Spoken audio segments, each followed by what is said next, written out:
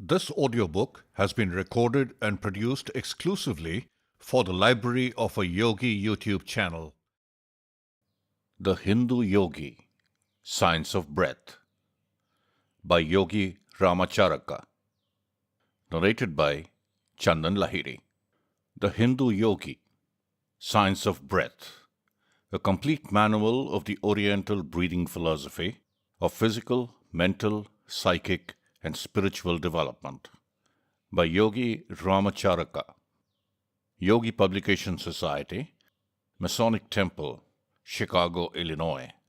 London agents, Ellen Fowler and Company, 7 Imperial Arcade, Ludgate Circus. India agents, Latent Light Culture, Tinnevelly, South India. Copyright 1904 by the Yogi Publication Society. Copyright 1905 by the Yogi Publication Society.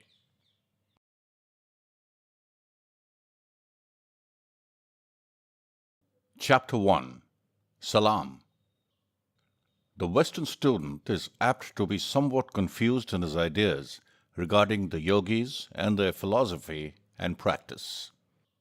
Travelers to India have written great tales about the hordes of fakirs, mendicants, and mountebanks who infest the great roads of India and the streets of its cities, and who impudently claim the title yogi.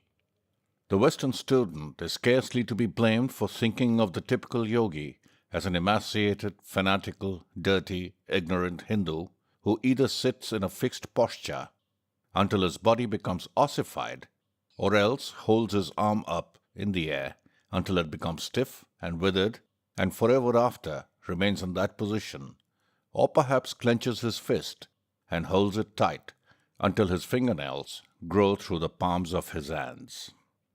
That these people exist is true, but their claim to the title yogi seems as absurd to the true yogi as does the claim to the title doctor on the part of the man who pares one's corns seem to the eminent surgeon, or as does the title of professor, as assumed by the street corner vendor of worm medicine, seem to the president of Harvard or Yale. There have been for ages past in India and other Oriental countries men who devoted their time and attention to the development of man, physically, mentally, and spiritually. The experience of generations of earnest seekers has been handed down for centuries, from teacher to pupil, and gradually a definite yogi science was built up. To these investigations and teachings was finally applied the term yogi, from the Sanskrit word yug, meaning to join. From the same source comes the English word yoke, with a similar meaning. Its use in connection with these teachings is difficult to trace, different authorities giving different explanations, but probably the most ingenious is that which holds that it is intended as the Hindu equivalent for the idea conveyed by the English phrase getting into harness, or yoking up, as the yogi undoubtedly gets into harness in his work of controlling the body and mind by the will.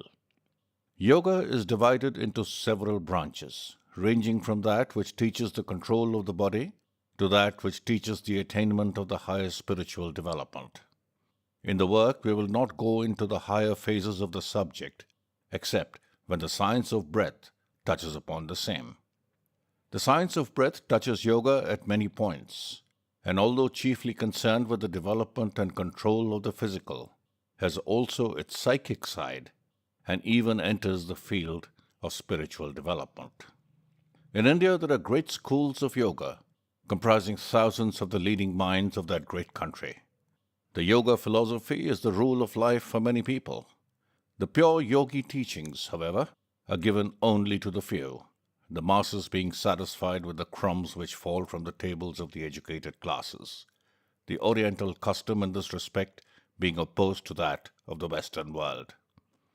But Western ideas are beginning to have effect even in the Orient, and teachings which were once given only to the few are now freely offered to any who are ready to receive them. The East and the West are growing closer together, and both are profiting by the close contact, each influencing the other. The Hindu yogis have always paid great attention to the science of breath, for reasons which will be apparent to the student who reads this book. Many Western writers have touched upon this phase of the yogi teachings, but we believe that it has been reserved for the writer of this work to give to the Western student, in concise form and simple language, the underlying principles of the yogi science of breath, together with many of the favorite yogi breathing exercises and methods. We have given the Western idea as well as the Oriental, showing how one dovetails into the other. We have used the ordinary English terms almost entirely, avoiding the Sanskrit terms, so confusing to the average Western reader. The first part of the book is devoted to the physical phase of the science of breath. Then the psychic and the mental sides are considered, and finally, the spiritual side is touched upon. We may be pardoned if we express ourselves as pleased with our success in condensing so much yogi lore into so few pages, and by the use of words and terms which may be understood by anyone. Our only fear is that its very simplicity may cause some to pass it by as unworthy of attention, while they pass on their searching for something deep, mysterious, and non-understandable. However, the Western mind is eminently practical, and we know that it is only a question of a short time before it will recognize the practicability of this work. We greet our students with our most profound Salaam and bid them be seated for their first lessons in the Yogi Science of Breath. Chapter 2. Breath is Life. Life is absolutely dependent upon the act of breathing. Breath is life. Differ as they may upon details of theory and terminology, the Oriental and the Occidental agree upon these fundamental principles. To breathe is to live, and without breath there is no life. Not only are the higher animals dependent upon breath for life and health, but even the lower forms of animal life must breathe to live, and plant life is likewise dependent upon the air for continued existence. The infant draws in a long, deep breath, retains it for a moment to extract from it its life-giving properties, and then exhales it in a long wail, and lo, its life upon earth has begun. The old man gives a faint gasp, ceases to breathe, and life is over. From the first faint breath of the infant to the last gasp of the dying man, it is one long story of continued breathing. Life is but a series of breaths. Breathing may be considered the most important of all the functions of the body, for indeed all the other functions depend upon it. Man may exist some time without eating, a shorter time without drinking, but without breathing, his existence may be measured by a few minutes. And not only is man dependent upon breath for life, but he is largely dependent upon correct habits of breathing for continued vitality and freedom from disease. An intelligent control of our breathing power will lengthen our days upon earth by giving us increased vitality and powers of resistance, and on the other hand, unintelligent and careless breathing will tend to shorten our days by decreasing our vitality and laying us open to disease. Man in his normal state had no need of instruction in breathing. Like the lower animal and the child, he breathed naturally and properly, as nature intended him to do. But civilization has changed him in this and other respects. He has contracted improper methods and attitudes of walking, standing, and sitting, which have robbed him of his birthright of natural and correct breathing. He has paid a high price for civilization. The savage today breathes naturally, unless he has been contaminated by the habits of civilized man. The percentage of civilized men who breathe correctly is quite small, and the result is shown in contracted chests and stooping shoulders, and the terrible increase in diseases of the respiratory organs, including that dread monster, consumption, the white scourge. Eminent authorities have stated that one generation of correct breathers would regenerate the race. The disease would be so rare as to be looked upon as a curiosity. Whether looked at from the standpoint of the Oriental or Occidental, the connection between correct breathing and health is readily seen and explained. The Occidental teachings show that the physical health depends very materially upon correct breathing. The Oriental teachers not only admit that their Occidental brothers are right, but say that in addition to the physical benefit derived from correct habits of breathing, man's mental power, happiness, self-control, clear-sightedness, morals, and even his spiritual growth may be increased by an understanding of the science of breath. Whole schools of Oriental philosophy have been founded upon this science, and this knowledge, when grasped by the Western races, and by them put to the practical use, which is their strong point, will work wonders among them. The theory of the East, wedded to the practice of the West, will produce worthy offspring. This work will take up the Yogi Science of Breath, which includes not only all that is known to the Western physiologist and hygienist, but the occult side of the subject as well.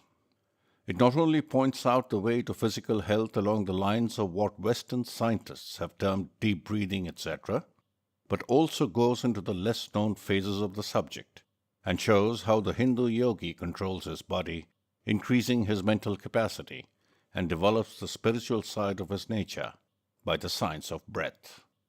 The yogi practices exercises by which he attains control of his body and is enabled to send to any organ or part an increased flow of vital force or prana, thereby strengthening and invigorating the part or organ. He knows all that his Western scientific brother knows about the physiological effect of correct breathing.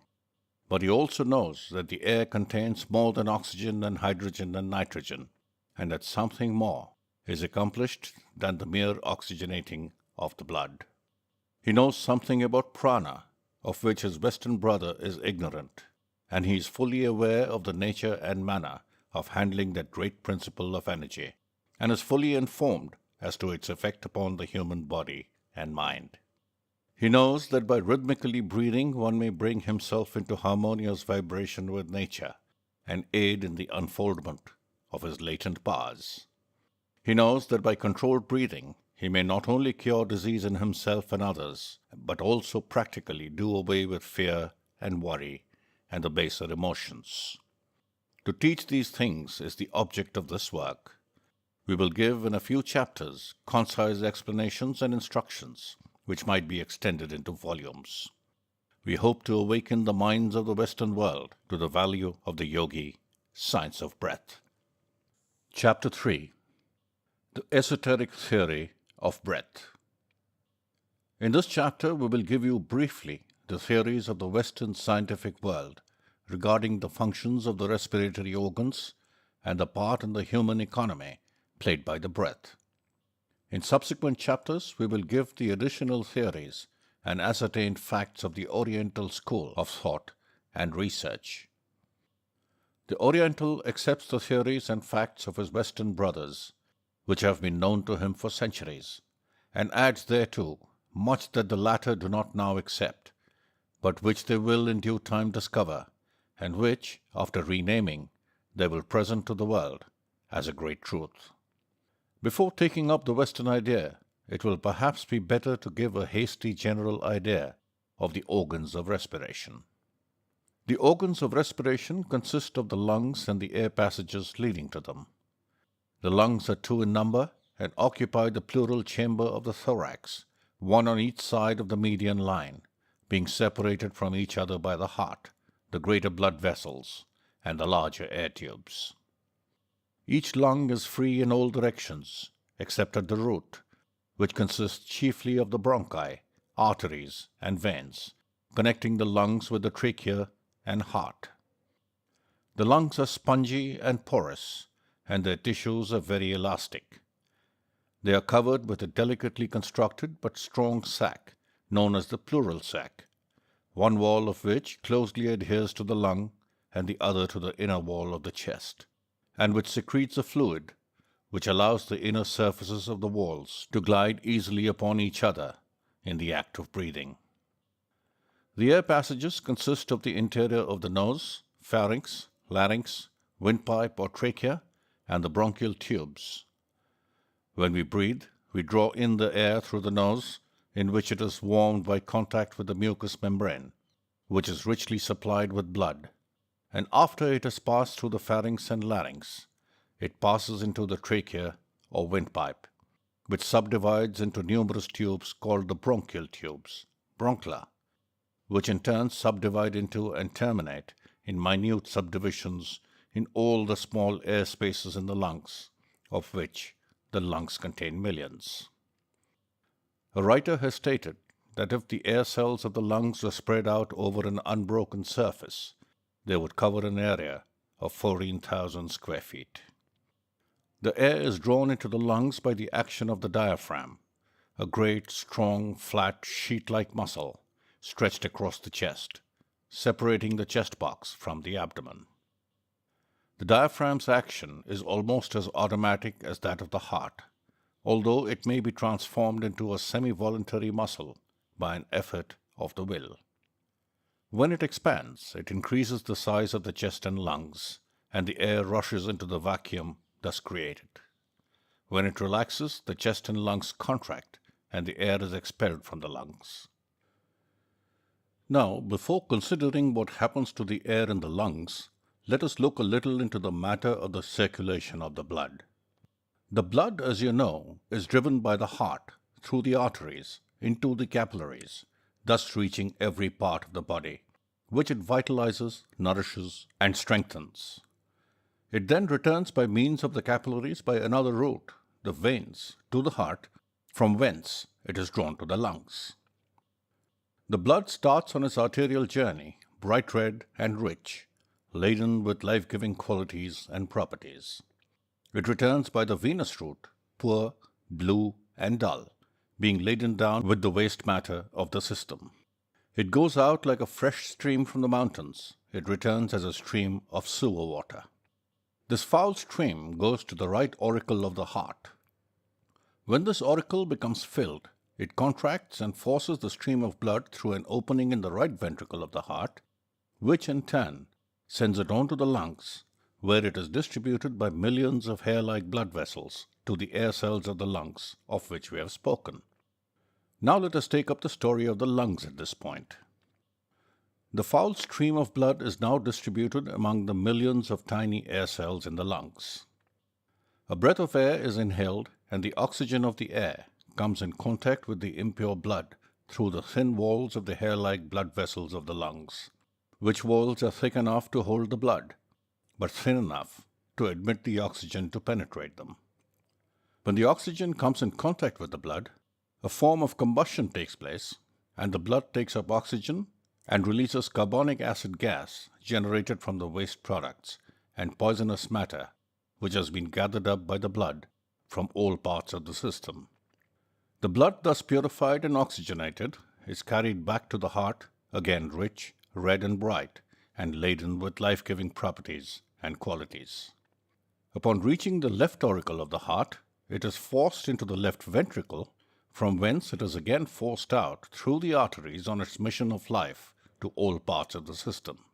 It is estimated that in a single day of 24 hours, 35,000 pints of blood traverse the capillaries of the lungs, the blood corpuscles passing in single file and being exposed to the oxygen of the air on both of their surfaces.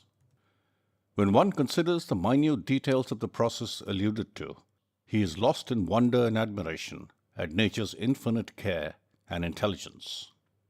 It will be seen that unless fresh air in sufficient quantities reaches the lungs, the foul stream of venous blood cannot be purified, and consequently, not only is the body thus robbed of nourishment, but the waste products which should have been destroyed are returned to the circulation and poison the system, and death ensues. Impure air acts in the same way, only in a lessened degree. It will also be seen that if one does not breathe in a sufficient quantity of air, the work of the blood cannot go on properly, and the result is that the body is insufficiently nourished and disease ensues, or a state of imperfect health is experienced. The blood of one who breathes improperly is of course of a bluish dark color, lacking the rich redness of pure arterial blood. This often shows itself in a poor complexion. Proper breathing and a consequent good circulation results in a clear, bright complexion. A little reflection will show the vital importance of correct breathing. If the blood is not fully purified by the regenerative process of the lungs, it returns to the arteries in an abnormal state, insufficiently purified and imperfectly cleansed of the impurities which it took up on its return journey. These impurities, if returned to the system, will certainly manifest in some form of disease, either in a form of blood disease or some disease resulting from impaired functioning of some insufficiently nourished organ or tissue. The blood, when properly exposed to the air in the lungs, not only has its impurities consumed and parts with its noxious carbonic acid gas, but it also takes up and absorbs a certain quantity of oxygen, which it carries to all parts of the body, where it is needed in order that nature may perform her processes properly. When the oxygen comes in contact with the blood, it unites with the hemoglobin of the blood and is carried to every cell, tissue, muscle, and organ, which it invigorates and strengthens, replacing the worn-out cells and tissue by new materials which nature converts to her use. Arterial blood, properly exposed to the air, contains about 25% of free oxygen. Not only is every part vitalized by the oxygen, but the act of digestion depends materially upon a certain amount of oxygenation of the food, and this can be accomplished only by the oxygen in the blood coming in contact with the food and producing a certain form of combustion. It is therefore necessary that a proper supply of oxygen be taken through the lungs. This accounts for the fact that weak lungs and poor digestion are so often found together.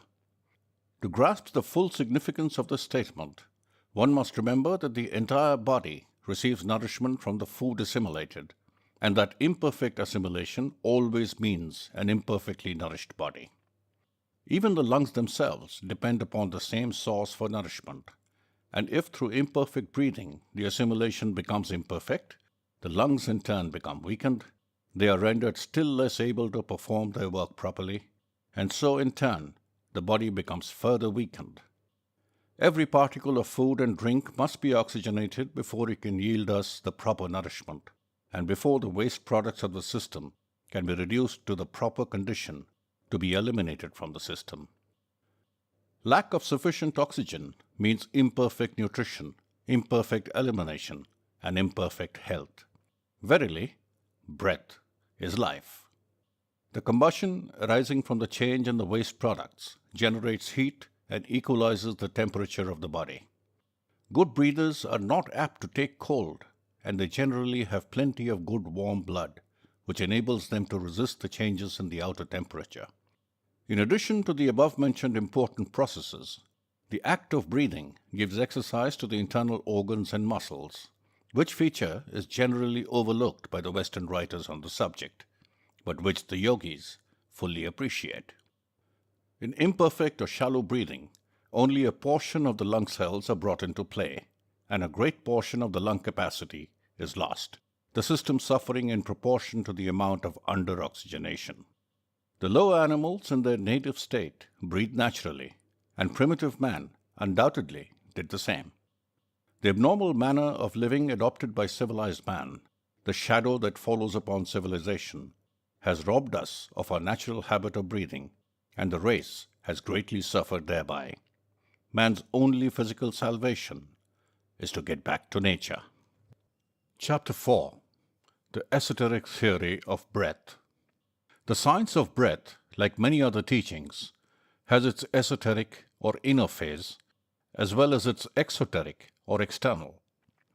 The physiological phase may be termed the outer or exoteric side of the subject, and the phase which we will now consider may be termed its esoteric or inner side.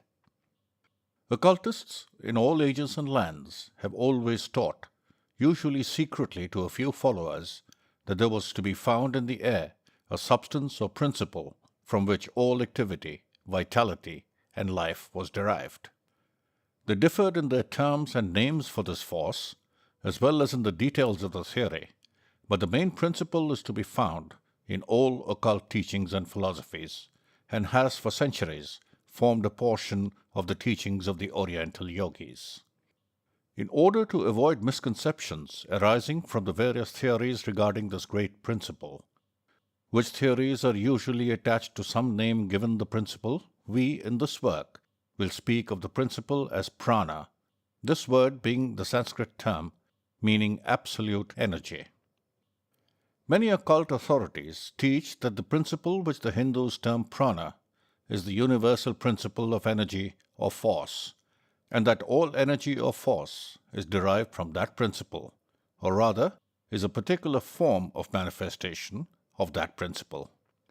These theories do not concern us in the consideration of the subject matter of this work, and we will therefore confine ourselves to an understanding of prana as the principle of energy exhibited in all living things, which distinguishes them from a lifeless thing. We may consider it as the active principle of life, vital force if you please. It is found in all forms of life, from the amoeba to man, from the most elementary form of plant life to the highest form of animal life. Prana is all-pervading.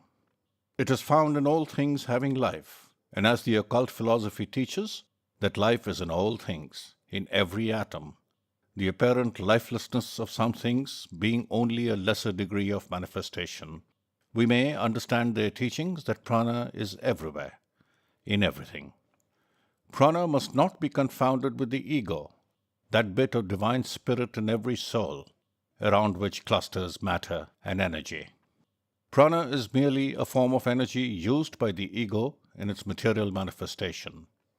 When the ego leaves the body, the prana, being no longer under its control, responds only to the orders of the individual atoms or groups of atoms forming the body, and as the body disintegrates and is resolved to its original elements, each atom takes with it sufficient prana to enable it to form new combinations, the unused prana returning to the great universal storehouse from which it came. With the ego in control, cohesion exists, and the atoms are held together by the will of the ego. Prana is the name by which we designate a universal principle, which principle is the essence of all motion, force, or energy, whether manifested in gravitation, electricity, the revolution of the planets, and all forms of life, from the highest to the lowest. It may be called the soul of force and energy in all their forms, and that principle, which operating in a certain way, causes that form of activity which accompanies life. This great principle is in all forms of matter, and yet it is not matter. It is in the air, but it is not the air nor one of its chemical constituents. Animal and plant life breathe it in with the air, and yet if the air contained it not, they would die, even though they may be filled with air. It is taken up by the system along with the oxygen, and yet is not the oxygen. The Hebrew writer of the book of Genesis knew the difference between the atmospheric air and the mysterious and potent principle contained within it. He speaks of Neshemet Ruach Shaim, which translated means the breath of the spirit of life. In the Hebrew, Neshemet means the ordinary breath of atmospheric air. The Shaim means life or lives, while the word Ruach means the spirit of life, which occultists claim is the same principle which we speak of as prana. Prana is in the atmospheric air, but it is also elsewhere, and it penetrates where the air cannot reach. The oxygen in the air plays an important part in sustaining animal life. The carbon plays a similar part with plant life, but prana has its own distinct part to play in the manifestation of life, aside from the physiological functions. We are constantly inhaling the air charged with prana, and are as constantly extracting the latter from the air and appropriating it to our uses. Prana is found in its freest state in the atmospheric air, which when fresh is fairly charged with it, and we draw it to us more easily from the air than from any other source. In ordinary breathing, we absorb and extract a normal supply of prana, but by controlled and regulated breathing, generally known as yogi breathing, we are enabled to extract a greater supply, which is stored away in the brain and nerve centers to be used when necessary. We may store away prana, just as the storage battery stores away electricity. The many powers attributed to advanced occultists is due largely to their knowledge of this fact and their intelligent use of the stored-up energy. The yogis knew that by certain forms of breathing, they establish certain relations with the supply of prana and may draw on the same for what they require. Not only do they strengthen all parts of their body in this way, but the brain itself may receive increased energy from the same source, and latent faculties be developed and psychic powers attained. One who has mastered the science of storing away prana, either consciously or unconsciously, often radiates vitality and strength, which is felt by those coming in contact with him, and such a person may impart this strength to others and give them increased vitality and health. What is called magnetic healing is performed in this way, although many practitioners are not aware of the source of their power. Western scientists have been dimly aware of this great principle with which the air is charged, and finding that they could find no chemical trace of it or make it register on any of their instruments, they have generally treated the Oriental theory with disdain. They could not explain this principle and so denied it. They seem, however, to recognize that the air in certain places possesses a greater amount of something, and sick people are directed by their physicians to seek such places in hopes of regaining lost health. The oxygen in the air is appropriated by the blood and is made use of by the circulatory system. The prana in the air is appropriated by the nervous system and is used in its work. And as the oxygenated blood is carried to all parts of the system, building up and replenishing, so is the prana carried to all parts of the nervous system, adding strength and vitality. If we think of prana as being the active principle of what we call vitality, we will be able to form a much clearer idea of what an important part it plays in our lives. Just as is the oxygen in the blood used up by the wants of the system, so the supply of prana taken up by the nervous system is exhausted by our thinking, willing, acting, etc., and in consequence, constant replenishing is necessary.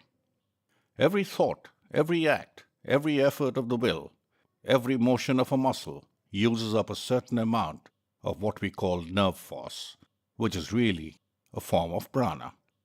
To move a muscle, the brain sends out an impulse over the nerves, and the muscle contracts, and so much prana is expended.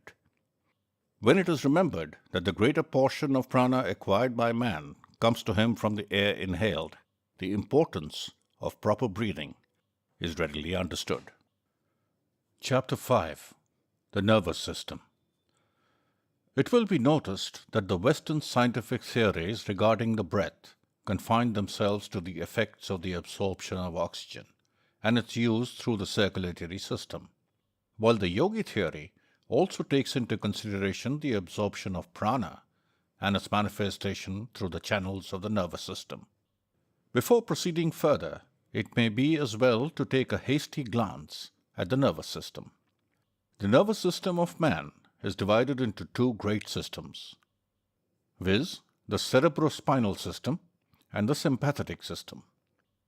The cerebrospinal system consists of all that part of the nervous system contained within the cranial cavity and the spinal canal, viz., the brain and the spinal cord, together with the nerves which branch off from the same. This system presides over the functions of animal life, known as volition, sensation, etc. The sympathetic system includes all that part of the nervous system located principally in the thoracic, abdominal, and pelvic cavities, and which is distributed to the internal organs. It has control over the involuntary processes such as growth, nutrition, etc. The cerebrospinal system attends to all the seeing, hearing, tasting, smelling, feeling, etc. It sets things in motion. It is used by the ego to think, to manifest consciousness. It is the instrument with which the ego communicates with the outside world. This system may be likened to a telephone system. with the brain as the central office and the spinal column and nerves as cable and wires respectively.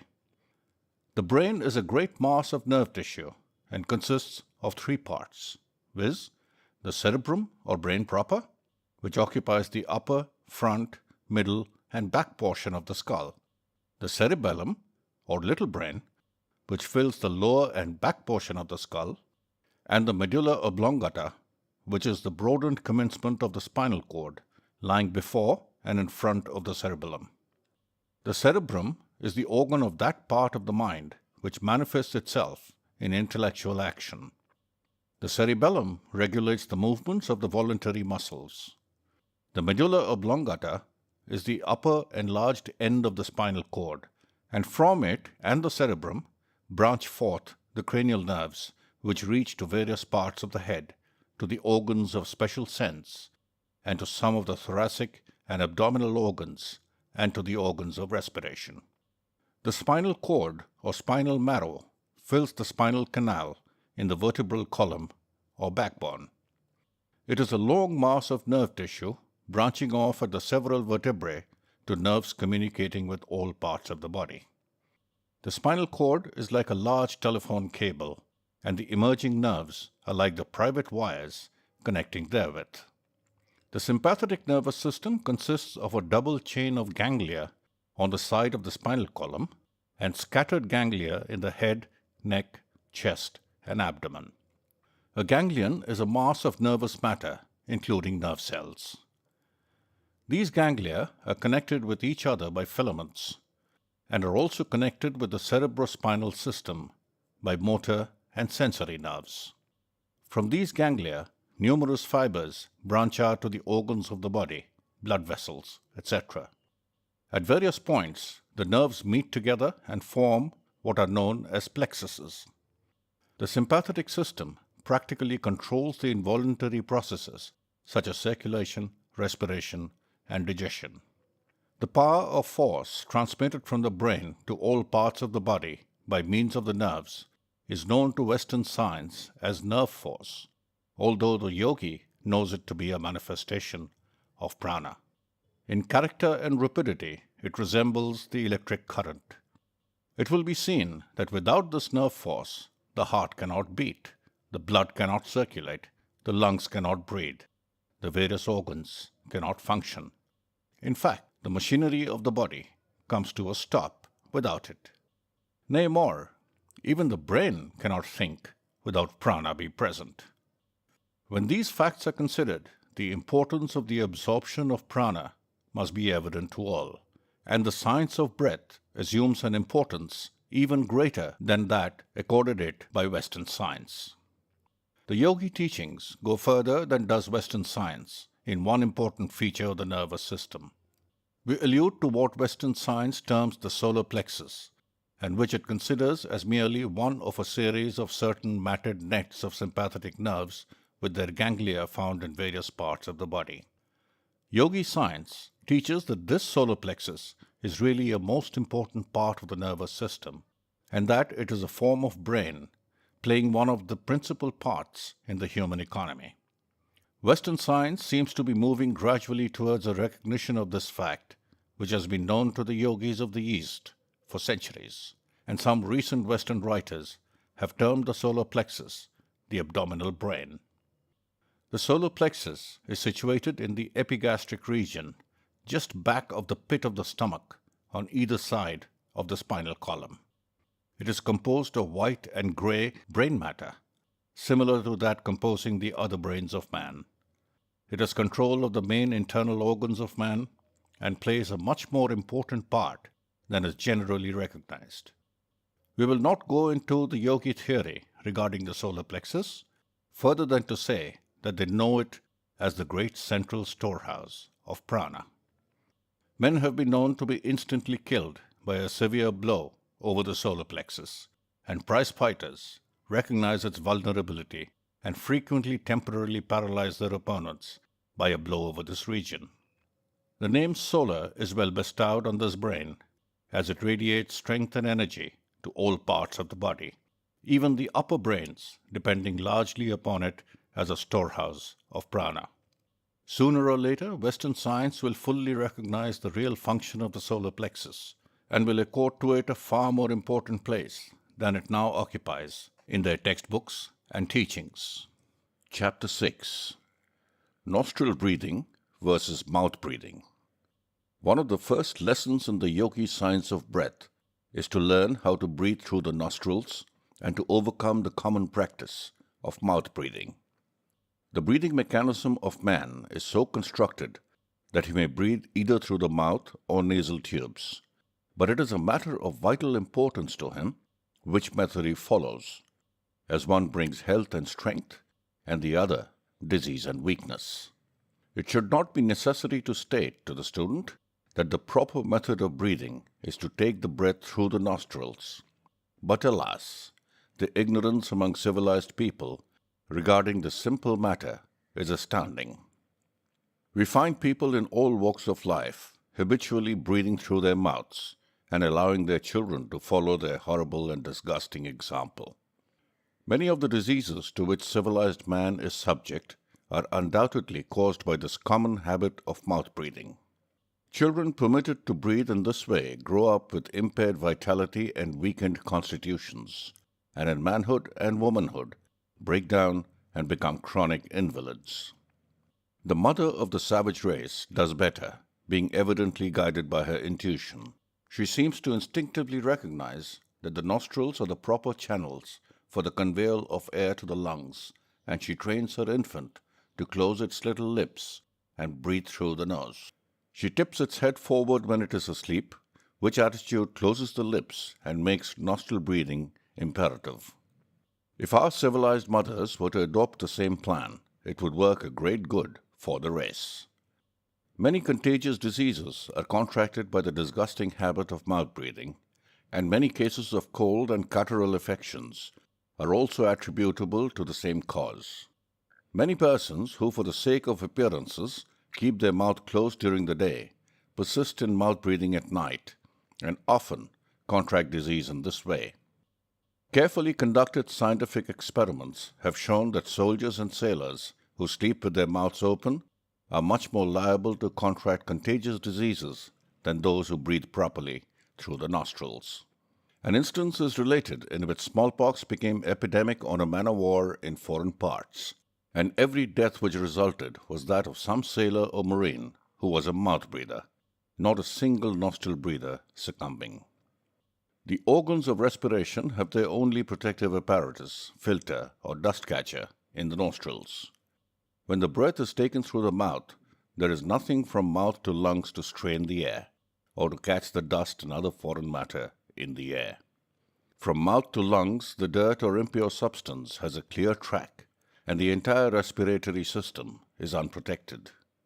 And moreover, such incorrect breathing admits cold air to the organs, thereby injuring them. Inflammation of the respiratory organs often results from the inhalation of cold air through the mouth. The man who breathes through the mouth at night always awakens with a parched feeling in the mouth and a dryness in the throat. He is violating one of nature's laws and is sowing the seeds of disease.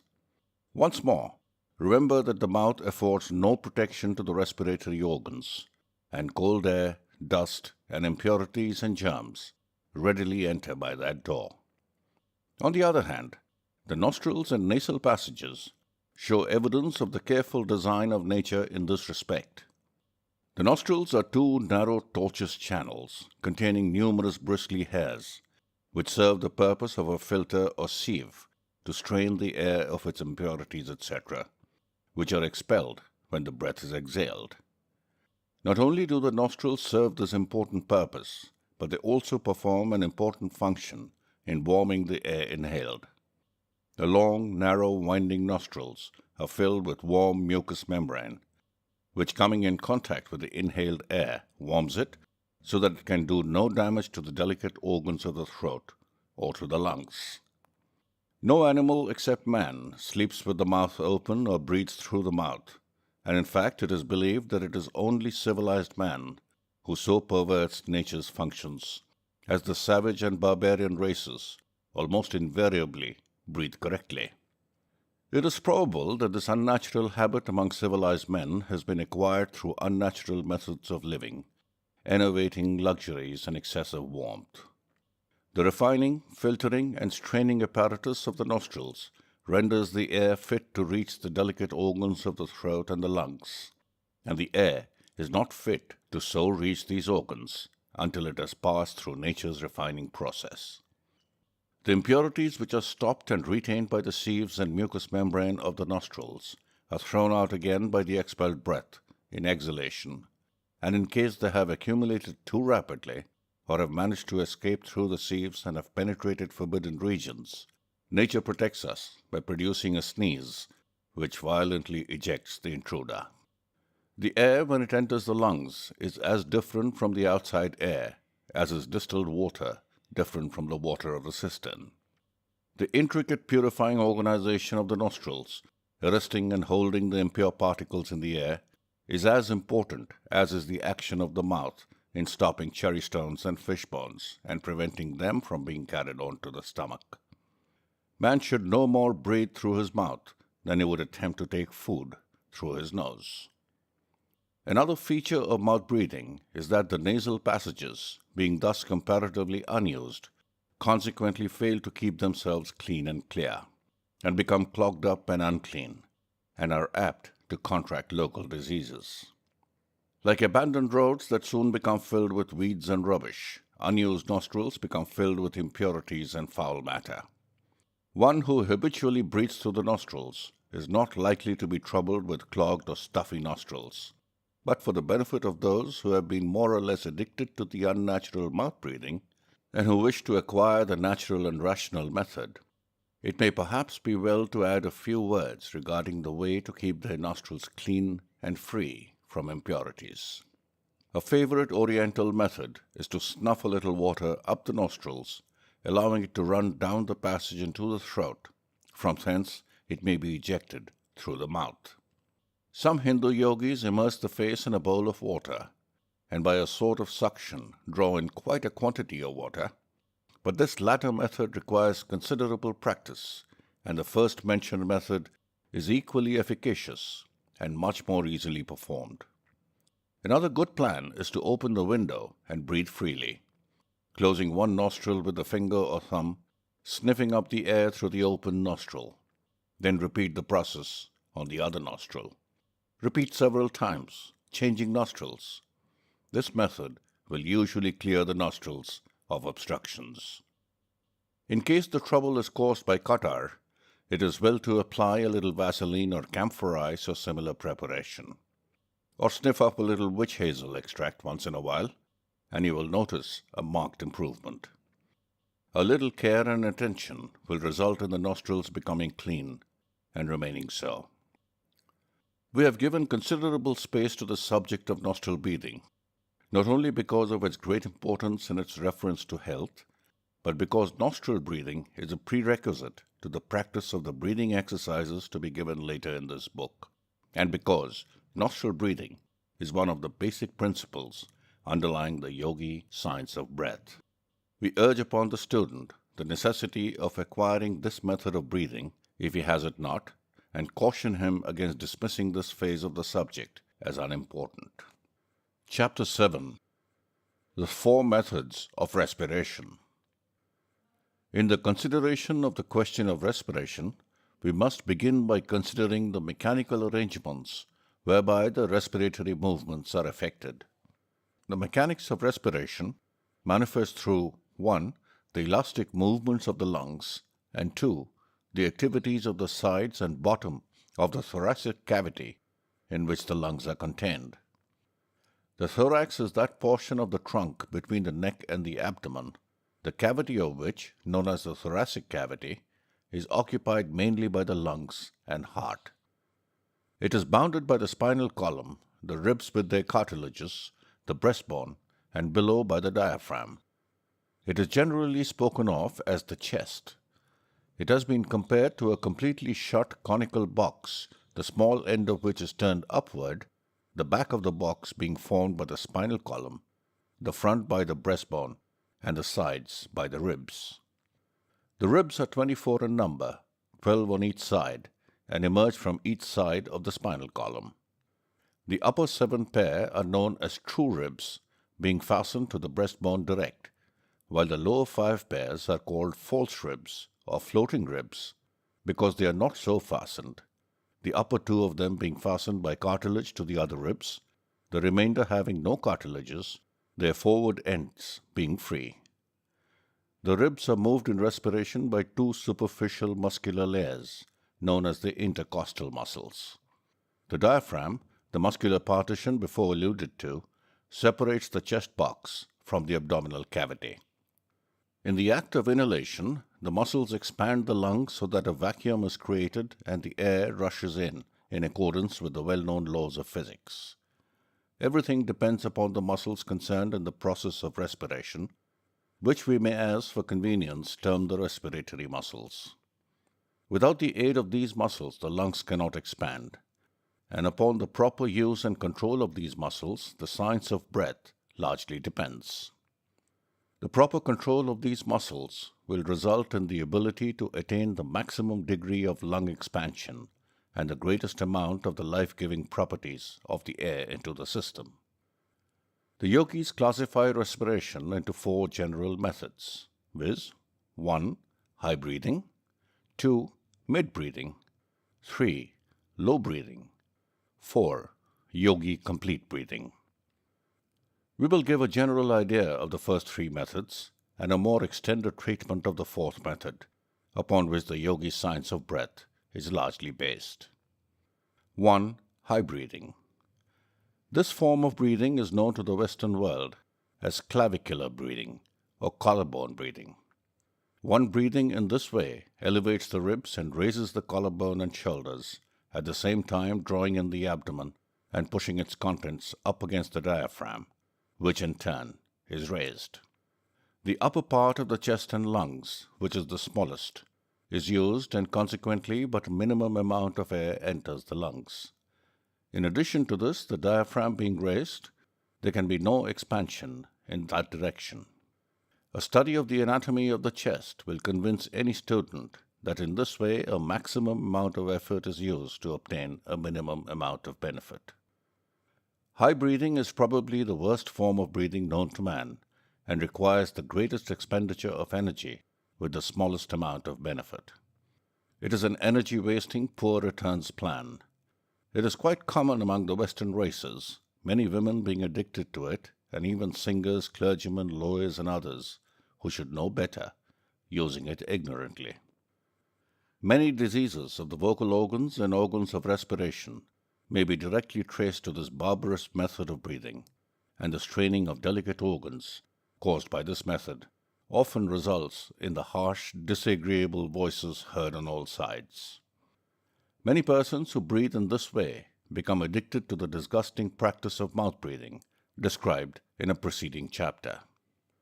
If the student has any doubts about what has been said regarding this form of breathing, let him try the experiment of expelling all the air from his lungs, then standing erect, with hands at sides. Let him raise the shoulders and collarbone and inhale. He will find that the amount of air inhaled far below normal. Then let him inhale a full breath after dropping the shoulders and collarbone, and he will receive an object lesson in breathing, which he will be apt to remember much longer than he would any words printed or spoken. 2. Mid-breathing. This method of respiration is known to the Western students as rib breathing or intercostal breathing, and while less objectionable than high breathing, is far inferior to either low breathing or to the yogi complete breath. In mid-breathing, the diaphragm is pushed upward and the abdomen drawn in. The ribs are raised somewhat and the chest is partially expanded.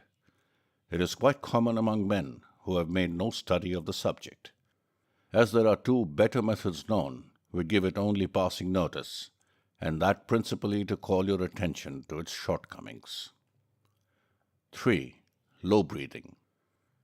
This form of respiration is far better than either of the 2 preceding forms, and of recent years many Western writers have extolled its merits and have exploited it under the names of abdominal breathing, deep breathing, diaphragmic breathing, etc., etc., and much good has been accomplished by the attention of the public having been directed to the subject, and many having been induced to substitute it for the inferior and injurious methods above alluded to.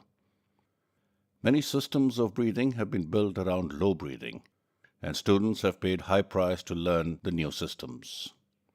But as we have said, much good has resulted, and after all, the students who have paid high prices to learn revamped old systems undoubtedly got their money's worth if they were induced to discard the old methods of high breathing and low breathing. Although many Western authorities write and speak of this method as the best known form of breathing, the yogis know it to be but a part of a system which they have used for centuries and which they know as the complete breath. It must be admitted, however, that one must be acquainted with the principles of low breathing before he can grasp the idea of complete breathing. Let us again consider the diaphragm. What is it? We have seen that it is the great partition muscle which separates the chest and its contents from the abdomen and its contents. When at rest, it presents a concave surface to the abdomen. That is, the diaphragm as viewed from the abdomen would seem like the sky as viewed from the earth, the interior of an arched surface. Consequently, the side of the diaphragm towards the chest organs is like a protruding rounded surface, like a hill. When the diaphragm is brought into use, the hill formation is lowered, and the diaphragm presses upon the abdominal organs and forces out the abdomen. In low breathing, the lungs are given freer play than in the methods already mentioned, and consequently, more air is inhaled. This fact has led the majority of Western writers to speak and write of low breathing, which they call abdominal breathing, as the highest and best method known to science. But the Oriental yogi has long known of a better method, and some few Western writers have also recognized this fact. The trouble with all methods of breathing, other than yogi complete breathing, is that in none of these methods do the lungs become filled with air. At the best, only a portion of the lung space is filled, even in low breathing. High breathing fills only the upper portion of the lungs. Mid-breathing fills only the middle and a portion of the upper parts. Low breathing fills only the lower and middle parts. It is evident that any method that fills the entire lung space must be far preferable to those filling only certain parts. Any method which will fill the entire lung space must be the greatest value to man in the way of allowing him to absorb the greatest quantity of oxygen and to store away the greatest amount of prana. The complete breath is known to the yogis to be the best method of respiration known to science. The Yogi Complete Breath. Yogi Complete Breathing includes all the good points of high breathing, mid breathing, and low breathing, with the objectionable features of each eliminated. It brings into play the entire respiratory apparatus, every part of the lungs, every air cell, every respiratory muscle. The entire respiratory organism responds to this method of breathing, and the maximum amount of benefit is derived from the minimum expenditure of energy. The chest cavity is increased to its normal limits in all directions, and every part of the machinery performs its natural work and functions. One of the most important features of this method of breathing is the fact that the respiratory muscles are fully called into play, whereas in the other forms of breathing, only a portion of these muscles are so used. In complete breathing, among other muscles, those controlling the ribs are actively used, which increases the space in which the lungs may expand, and also gives the proper support to the organs when needed, nature availing herself of the perfection of the principle of leverage in this process. Certain muscles hold the lower ribs firmly in position, while other muscles bend them outward.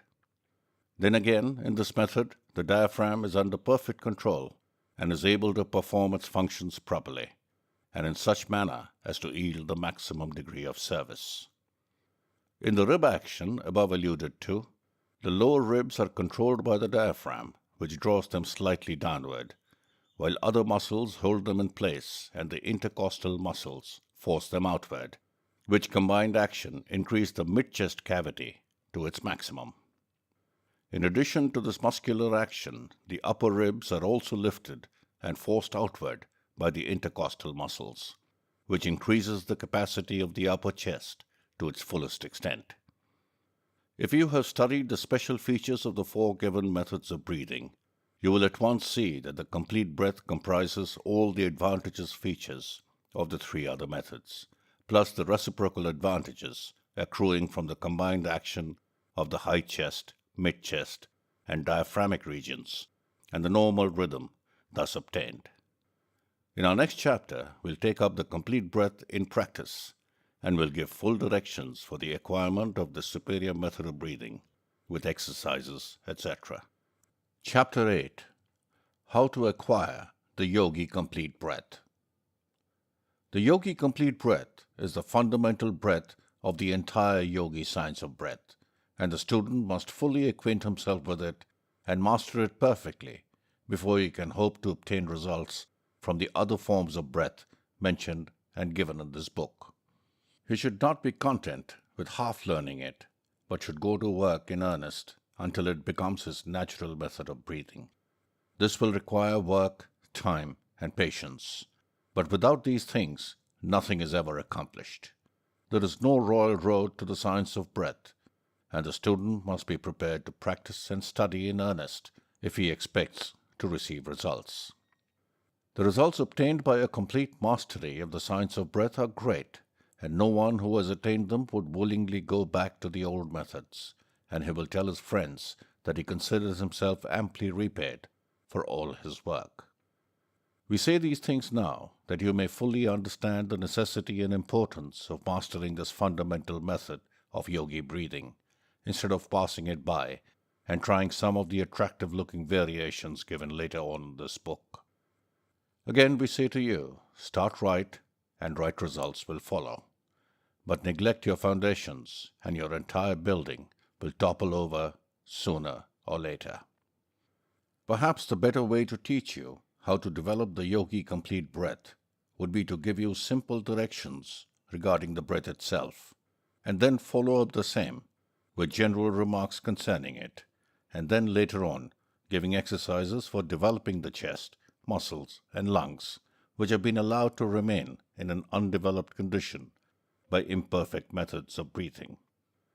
Right here we wish to say that this complete breath is not a forced or abnormal thing, but on the contrary is a going back to first principles, a return to nature. The healthy adult savage and the healthy infant of civilization both breathe in this manner, but civilized man has adopted unnatural methods of living, clothing, etc., and has lost his birthright. And we wish to remind the reader that the complete breath does not necessarily call for the complete filling of the lungs at every inhalation. One may inhale the average amount of air using the complete breathing method and distributing the air inhaled, be the quantity large or small, to all parts of the lungs. But one should inhale a series of full complete breaths several times a day, whenever opportunity offers, in order to keep the system in good order and condition. The following simple exercise will give you a clear idea of what the complete breath is. 1. Stand or sit erect. Breathing through the nostrils, inhale steadily, first filling the lower part of the lungs, which is accomplished by bringing into play the diaphragm, which descending exerts a gentle pressure on the abdominal organs, pushing forward the front walls of the abdomen. Then fill the middle part of the lungs, pushing out the lower ribs, breastbone, and chest. Then fill the higher portion of the lungs, protruding the upper chest, thus lifting the chest, including the upper 6 or 7 pairs of ribs. In the final movement, the lower part of the abdomen will be slightly drawn in, which movement gives the lungs a support and also helps to fill the highest part of the lungs. At first reading, it may appear that this breath consists of 3 distinct movements. This, however, is not the correct idea. The inhalation is continuous, the entire chest cavity from the lowered diaphragm to the highest point of the chest in the region of the collarbone being expanded with a uniform movement. Avoid a jerky series of inhalations and strive to attain a steady, continuous action. Practice will soon overcome the tendency to divide the inhalation into 3 movements and will result in a uniform, continuous breath. You will be able to complete the inhalation in a couple of seconds after a little practice. 2. Retain the breath a few seconds. 3. Exhale quite slowly, holding the chest in a firm position and drawing the abdomen in a little and lifting it upward slowly as the air leaves the lungs. When the air is entirely exhaled, relax the chest and abdomen. A little practice will render this part of the exercise easy, and the movement, once acquired, will be afterwards performed almost automatically.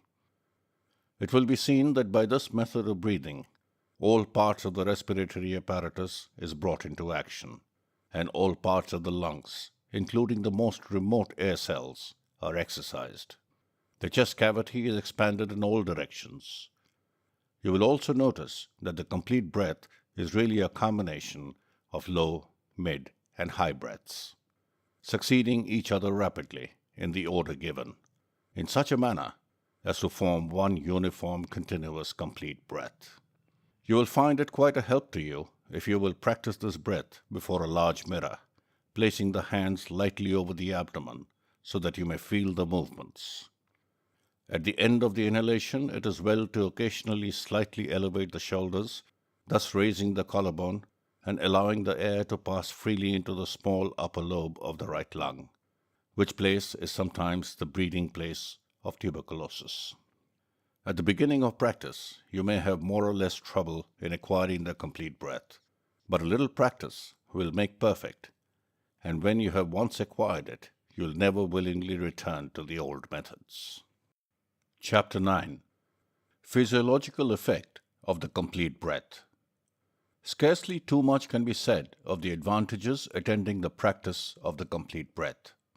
And yet, the student who has carefully read the foregoing pages should scarcely need to have pointed out to him such advantages. The practice of the complete breath will make any man or woman immune to consumption and other pulmonary troubles, and will do away with all liability to contract colds, as well as bronchial and similar weaknesses. Consumption is due principally to lowered vitality attributable to an insufficient amount of air being inhaled. The impairment of vitality renders the system open to attacks from disease germs. Imperfect breathing allows a considerable part of the lungs to remain inactive, and such portions offer an inviting field of bacilli, which, invading the weakened tissue, soon produce havoc. Good, healthy lung tissue will resist the germs, and the only way to have good, healthy lung tissue is to use the lungs properly. Consumptives are nearly all narrow-chested. What does this mean? Simply that these people were addicted to improper habits of breathing, and consequently their chests fail to develop and expand. The man who practices the complete breath will have a full, broad chest, and a narrow-chested man may develop his chest to normal proportions if he will but adopt this mode of breathing.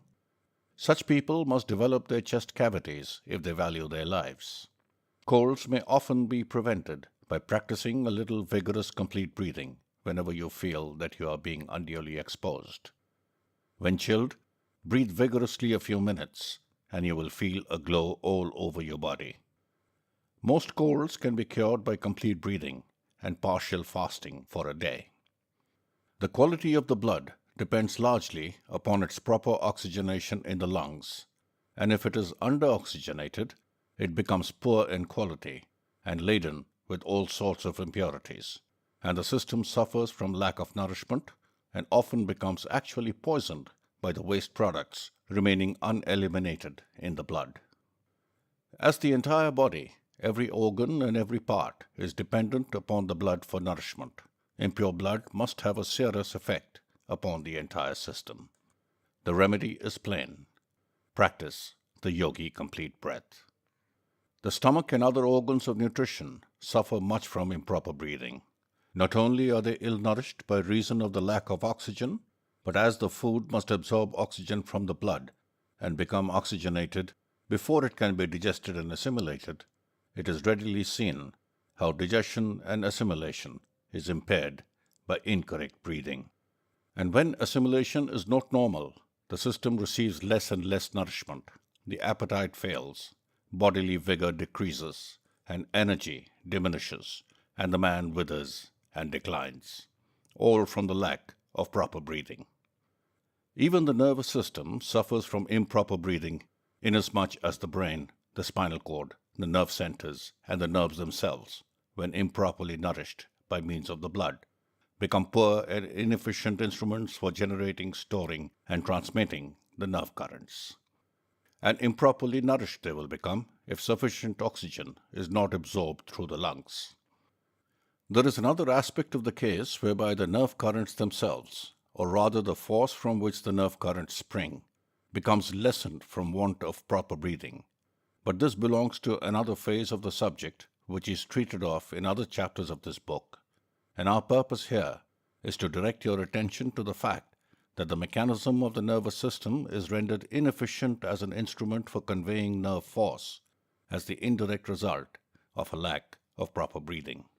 The effect of the reproductive organs upon the general health is too well known to be discussed at length here, but we may be permitted to say that with the reproductive organs in a weakened condition, the entire system feels the reflex action and suffers sympathetically. The complete breath produces a rhythm which is nature's own plan for keeping this important part of the system in normal condition, and from the first it will be noticed that the reproductive functions are strengthened and vitalized, thus by sympathetic reflex action giving tone to the whole system. By this we do not mean that the lower sex impulses will be aroused. Far from it. The yogis are advocates of continence and chastity and have learned to control the animal passions. But sexual control does not mean sexual weakness, and the yogi teachings are that the man or woman whose reproductive organism is normal and healthy will have a stronger will with which to control himself or herself. The yogi believes that much of the perversion of this wonderful part of the system comes from a lack of normal health and results from a morbid rather than a normal condition of these organs.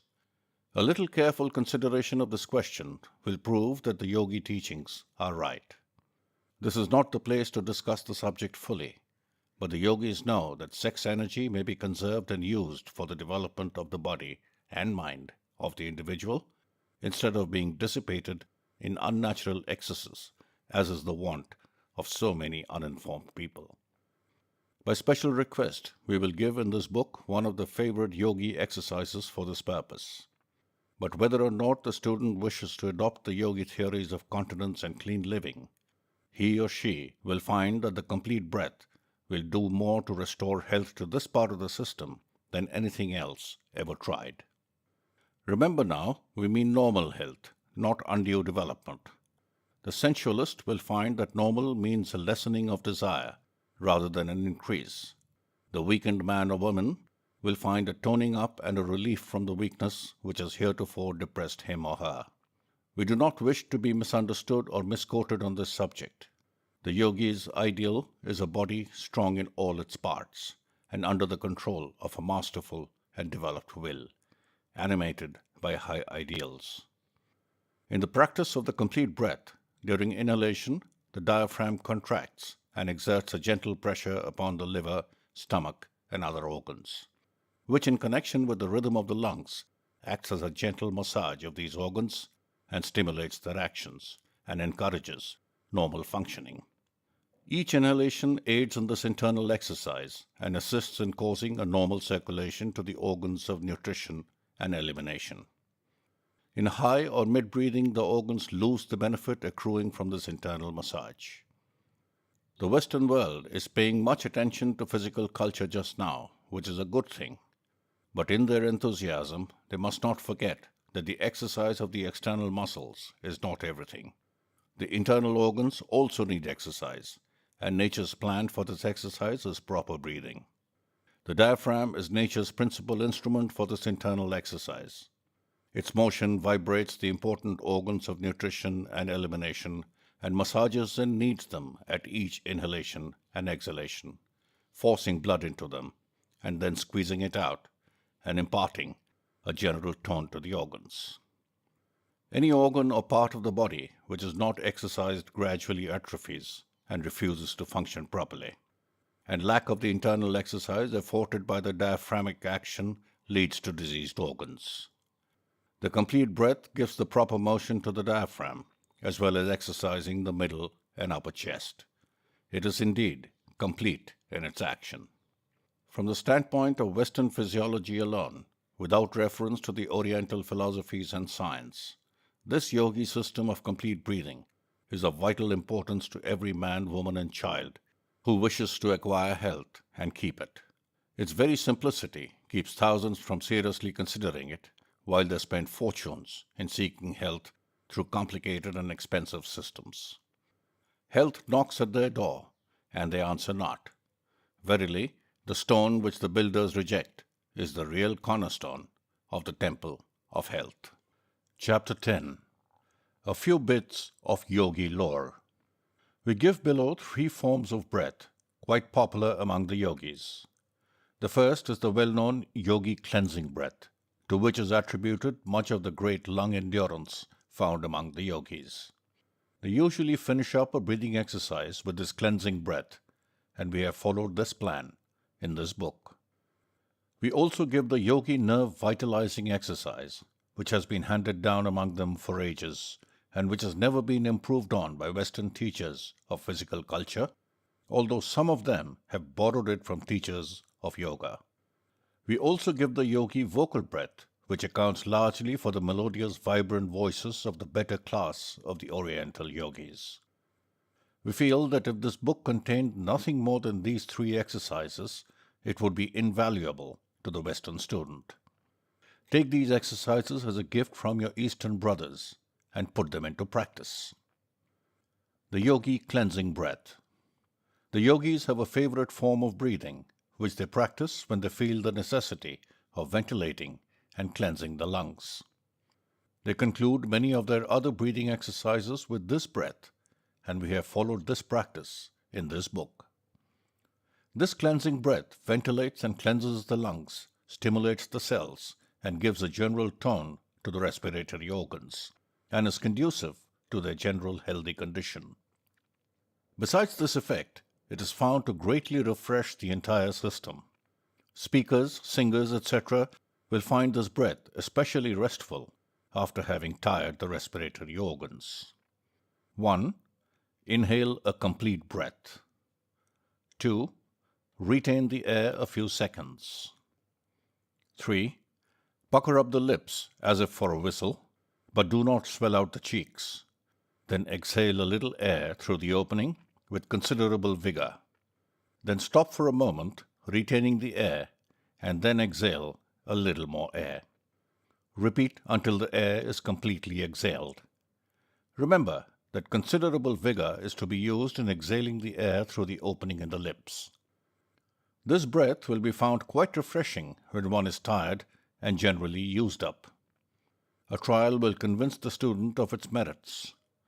This exercise should be practiced until it can be performed naturally and easily, as it is used to finish up a number of other exercises given in this book, and it should be thoroughly understood. The yogi nerve vitalizing breath. This is an exercise well known to the yogis, who consider it one of the strongest nerve stimulants and invigorants known to man. Its purpose is to stimulate the nervous system, develop nerve force, energy, and vitality. This exercise brings a stimulating pressure to bear on important nerve centers, which in turn stimulate and energize the entire nervous system and send an increased flow of nerve force to all parts of the body. 1. Stand erect. 2. Inhale a complete breath and retain same. 3. Extend the arms straight in front of you, letting them be somewhat limp and relaxed, with only sufficient nerve force to hold them out. 4. Slowly draw the hands back toward the shoulders, gradually contracting the muscles and putting force into them, so that when they reach the shoulders, the fists will be so tightly clenched that a tremulous motion is felt. 5. Then, keeping the muscles tense, push the fists slowly out and then draw them back rapidly, still tense, several times. 6. Exhale vigorously through the mouth. 7. Practice the cleansing breath. The efficiency of this exercise depends greatly upon the speed of the drawing back of the fists and the tension of the muscles, and of course, upon the full lungs. This exercise must be tried to be appreciated. It is without equal as a bracer, as our Western friends put it. The Yogi vocal breath. The yogis have a form of breathing to develop the voice. They are noted for their wonderful voices, which are strong, smooth, and clear, and have a wonderful trumpet-like carrying power. They have practiced this particular form of breathing exercise, which has resulted in rendering their voices soft, beautiful, and flexible, imparting to it that indescribable, peculiar floating quality, combined with great power. The exercise given below will in time impart the above-mentioned qualities, or the yogi voice, to the student who practices it faithfully. It is to be understood, of course, that this form of breath is to be used only as an occasional exercise and not as a regular form of breathing. 1. Inhale a complete breath, very slowly, but steadily, through the nostrils, taking as much time as possible in the inhalation. 2. Retain for a few seconds. 3. Expel the air vigorously in one great breath through the wide opened mouth.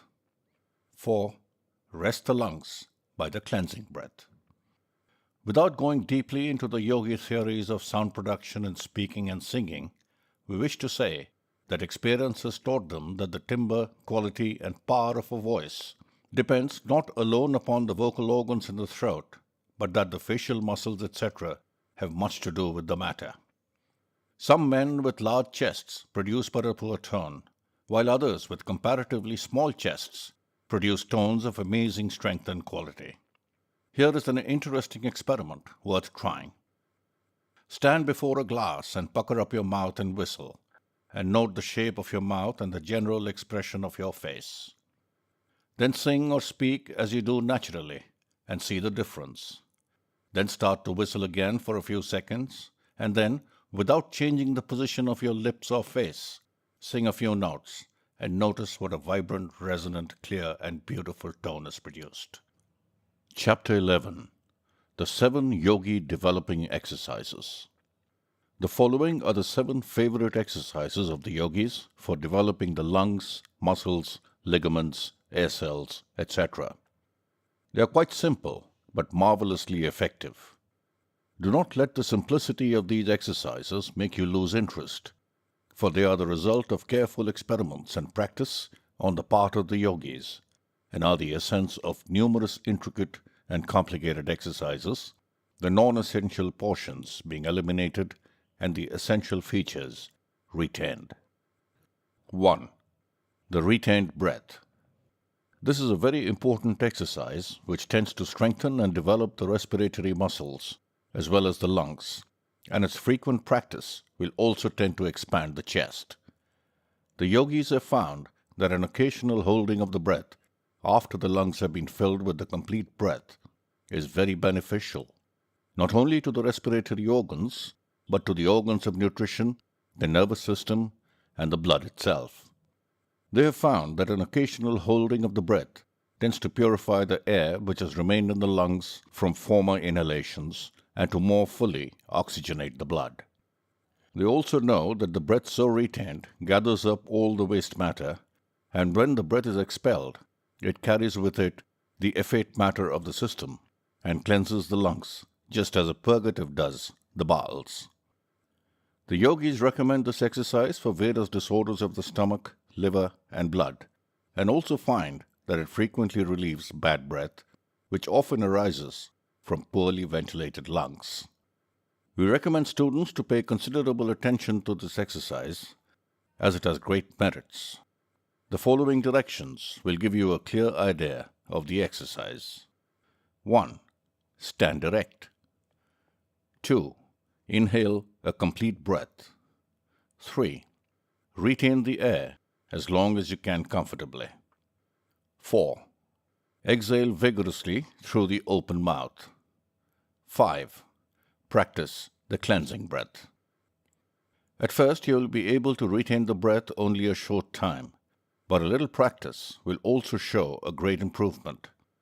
Time yourself with a watch if you wish to note your progress. 2. Lung cell stimulation. This exercise is designed to stimulate the air cells in the lungs, but beginners must not overdo it, and in no case should it be indulged in too vigorously. Some may find a slight dizziness resulting from the first few trials, in which case let them walk around a little and discontinue the exercise for a while. 1. Stand erect with hands at sides. 2. Breathe in very slowly and gradually. 3. While inhaling, gently tap the chest with the fingertips, constantly changing position. 4. When the lungs are filled, retain the breath and pat the chest with the palms of the hands. 5. Practice the cleansing breath. This exercise is very bracing and stimulating to the whole body and is a well-known yogi practice. Many of the air cells of the lungs become inactive by reason of incomplete breathing and often become almost atrophied. One who has practiced imperfect breathing for years will find it not so easy to stimulate all these ill-used air cells into activity all at once by the complete breath. But this exercise will do much toward bringing about the desired result and is worth study and practice. 3. Rib stretching. We have explained that the ribs are fastened by cartilages, which admit of considerable expansion. In proper breathing, the ribs play an important part, and it is well to occasionally give them a little special exercise in order to preserve their elasticity. Standing or sitting in unnatural positions to which many of the Western people are addicted is apt to render the ribs more or less stiff and inelastic, and this exercise will do much to overcome same. 1. Stand erect. 2. Place the hands one on each side of the body, as high up under the armpits as convenient, the thumbs reaching towards the back, the palms on the side of the chest, and the fingers to the front over the breast.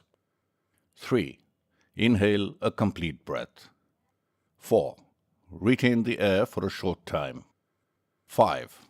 Then gently squeeze the sides at the same time, slowly exhaling. 6. Practice the cleansing breath. Use moderation in this exercise and do not overdo it. 4. Chest expansion. The chest is quite apt to be contracted from bending over one's work, etc. This exercise is very good for the purpose of restoring natural conditions and gaining chest expansion. 1. Stand erect. 2. Inhale a complete breath. 3. Retain the air. 4. Extend both arms forward and bring the two clenched fists together on a level with the shoulder. 5. Then swing back the fist vigorously until the arms stand out straight sideways from the shoulders. 6. Then bring back to position 4 and swing to position 5. Repeat several times. 7. Exhale vigorously through the open mouth. 8. Practice the cleansing breath. Use moderation and do not overdo this exercise. 5. Walking exercise. 1. Walk with head up, chin drawn slightly in, shoulders back, and with measured tread. 2.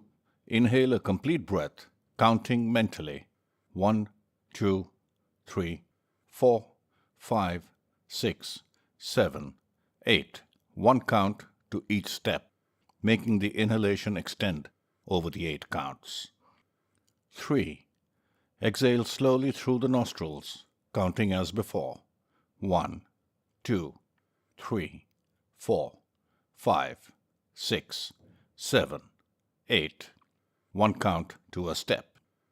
4.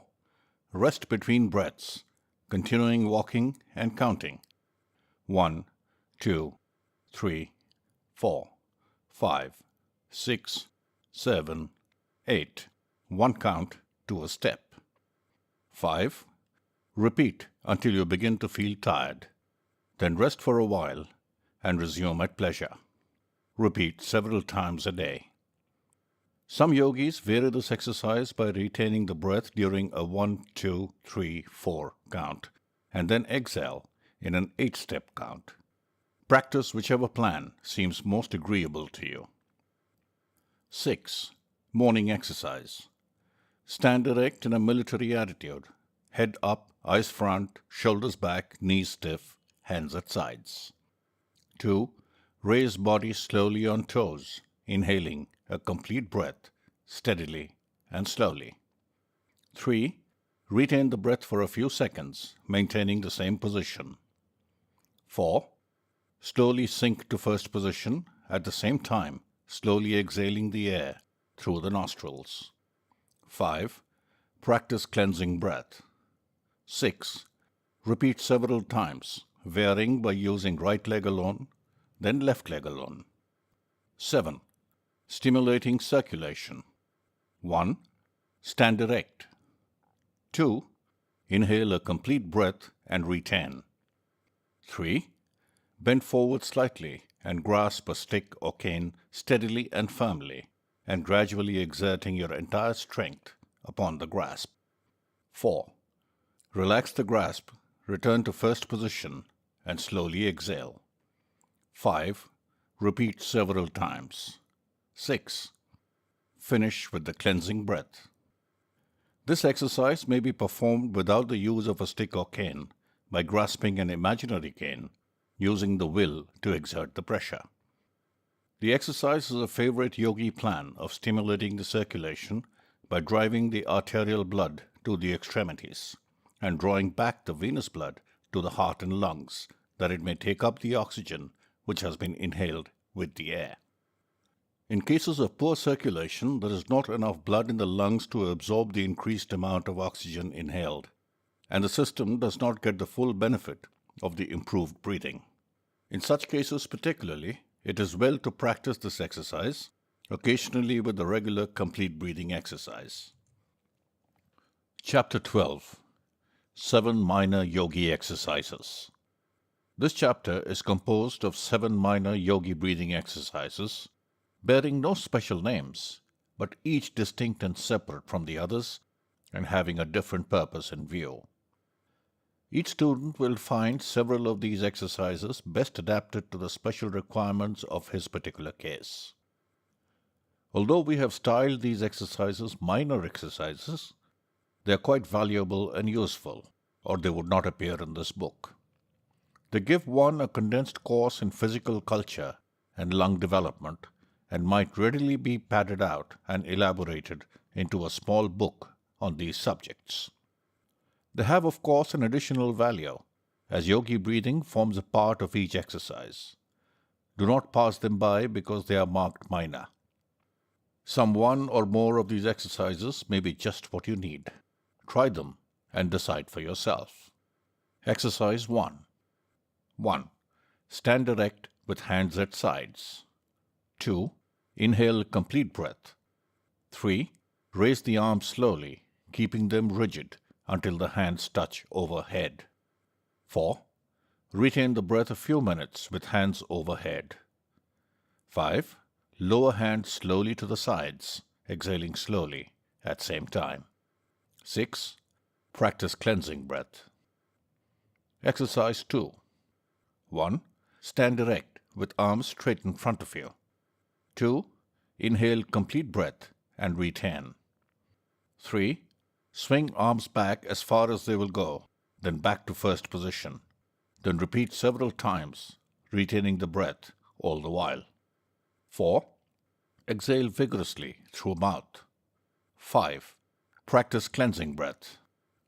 Exercise 3. 1. Stand erect with arms straight in front of you. 2. Inhale complete breath. 3. Swing arms around in a circle, backward a few times. Then reverse a few times, retaining the breath all the while. You may vary this by rotating them alternately, like the sails of a windmill. 4. Exhale the breath vigorously through the mouth. 5. Practice cleansing breath. Exercise 4. 1. Lie on the floor with your face downward and palms of hands flat upon the floor by your sides. 2. Inhale complete breath and retain. 3. Stiffen the body and raise yourself up by the strength of your arms until you rest on your hands and toes. 4. Then lower yourself to original position. Repeat several times. 5. Exhale vigorously through your mouth. 6. Practice cleansing breath. Exercise 5. 1. Stand erect with your palms against the wall. 2. Inhale complete breath and retain. 3. Lower the chest to the wall, resting your weight on your hands. 4. Then raise yourself back with the arm muscles alone, keeping the body stiff. 5. Exhale vigorously through the mouth. 6. Practice cleansing breath. Exercise 6. 1. Stand erect with arms akimbo, that is, with hands resting around the waist and elbows standing out. 2.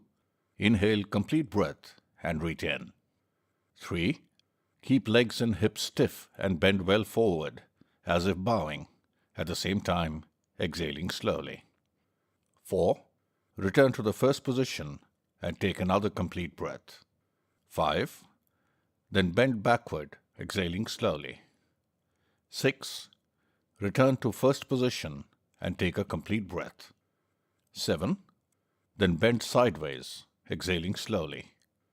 Vary by bending to right and then to left. 8. Practice cleansing breath. Exercise 7. Stand erect or sit erect with straight spinal column. 2. Inhale a complete breath, but instead of inhaling in a continuous steady stream, take a series of short, quick sniffs, as if you were smelling aromatic salts or ammonia and did not wish to get too strong a whiff. Do not exhale any of these little breaths, but add one to the other until the entire lung space is filled. 3. Retain for a few seconds. 4.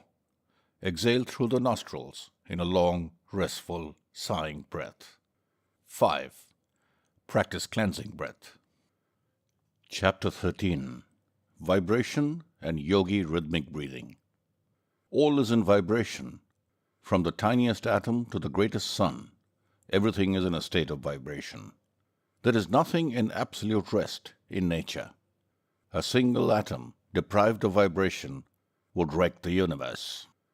In incessant vibration, the universal work is performed. Matter is being constantly played upon by energy, and countless forms and numberless varieties result. And yet, even the forms and varieties are not permanent. They begin to change the moment they are created, and from them are born innumerable forms, which in turn change and give rise to newer forms, and so on and on, in infinite succession. Nothing is permanent in the world of forms, and yet the great reality is unchangeable. Forms are but appearances. They come, they go, but the reality is eternal and unchangeable. The atoms of the human body are in constant vibration. Unceasing changes are occurring. In a few months, there is almost a complete change in the matter composing the body, and scarcely a single atom now composing your body will be found in it a few months hence. Vibration, constant vibration. Change, constant change. In all vibration is to be found a certain rhythm. Rhythm pervades the universe. The swing of the planets around the sun, the rise and fall of the sea, the beating of the heart, the ebb and flow of the tide, all follow rhythmic laws. The rays of the sun reach us, the rain descends upon us in obedience to the same law. All growth is but an exhibition of this law. All motion is a manifestation of the law of rhythm. Our bodies are as much subject to rhythmic laws as is the planet in its revolution around the sun. Much of the esoteric side of the Yogi Science of Breath is based upon this known principle of nature. By falling in with the rhythm of the body, the yogi manages to absorb a great amount of prana, which he disposes of to bring about results desired by him. We will speak of this at great length later on. The body which you occupy is like a small inlet running into the land from the sea. Although apparently subject only to its own laws, it is really subject to the ebb and flow of the tides of the ocean. The great sea of life is swelling and receding, rising and falling, and we are responding to its vibrations and rhythm. In a normal condition, we receive the vibration and rhythm of the great ocean of life and respond to it. But at times, the mouth of the inlet seems choked up with debris, and we fail to receive the impulse from Mother Ocean, and inharmony manifests within us. You have heard how a note on a violin, if sounded repeatedly and in rhythm, will start into motion vibrations which will in time destroy a bridge. The same result is true when a regiment of soldiers crosses a bridge, the order being always given to break step on such an occasion, lest the vibration bring down both bridge and regiment. These manifestations of the effect of rhythmic motion will give you an idea of the effect on the body of rhythmic breathing. The whole system catches the vibration and becomes in harmony with the will, which causes the rhythmic motion of the lungs, and while in such complete harmony, will respond readily to orders from the will. With the body thus attuned, the yogi finds no difficulty in increasing the circulation in any part of the body by an order from the will, and in the same way he can direct an increased current of nerve force to any part or organ, strengthening and stimulating it. In the same way, the yogi, by rhythmic breathing, catches the swing, as it were, and is able to absorb and control a greatly increased amount of prana, which is then at the disposal of his will. He can and does use it as a vehicle for sending forth thoughts to others and for attracting to him all those whose thoughts are keyed in the same vibration. The phenomena of telepathy, thought transference, mental healing, mesmerism, etc., which subjects are creating such an interest in the Western world at the present time, but which have been known to the yogis for centuries, can be greatly increased and augmented if the person sending forth the thoughts will do so after rhythmic breathing. Rhythmic breathing will increase the value of mental healing, magnetic healing, etc., several 100%. In rhythmic breathing, the main thing to be acquired is the mental idea of rhythm. To those who know anything of music, the idea of measured counting is familiar. To others, the rhythmic step of the soldier, left, right, left, right, left, right, 1, 2, 3, 4, 1, 2, 3, 4, will convey the idea. The yogi bases his rhythmic time upon a unit corresponding with the beat of his heart. The heartbeat varies in different persons, but the heartbeat unit of each person is the proper rhythmic standard for that particular individual in his rhythmic breathing. Ascertain your normal heartbeat by placing your fingers over your pulse and then count 1, 2, 3, 4, 5, 6, 1, 2, 3, 4, 5, 6, etc., until the rhythm becomes firmly fixed in your mind. A little practice will fix the rhythm so that you will be able to easily reproduce it. The beginner usually inhales in about 6 pulse units, but he will be able to greatly increase this by practice. The yogi rule for rhythmic breathing is that the units of inhalation and exhalation should be the same, while the units for retention and between breaths should be 1/2 the number of those of inhalation and exhalation. The following exercise in rhythmic breathing should be thoroughly mastered, as it forms the basis of numerous other exercises to which reference will be made later. 1. Sit erect in an easy posture, being sure to hold the chest, neck, and head as nearly in a straight line as possible, with shoulders slightly thrown back and hands resting easily on the lap. In this position, the weight of the body is largely supported by the ribs, and the position may be easily maintained. The yogi has found that one cannot get the best effect of rhythmic breathing with the chest drawn in and the abdomen protruding. 2. Inhale slowly, a complete breath, counting 6 pulse units. 3. Retain, counting 3 pulse units. 4. Exhale slowly through the nostrils, counting 6 pulse units. 5. Count 3 pulse beats between breaths. 6. Repeat a number of times, but avoid fatiguing yourself at the start. 7. When you are ready to close the exercise, practice the cleansing breath, which will rest you and cleanse the lungs. After a little practice, you will be able to increase the duration of the inhalations and exhalations until about 15 pulse units are consumed. In this increase, remember that the units for retention and between breaths is 1/2 the units for inhalation and exhalation. Do not overdo yourself in your effort to increase the duration of the breath, but pay as much attention as possible to acquiring the rhythm, as that is more important than the length of the breath.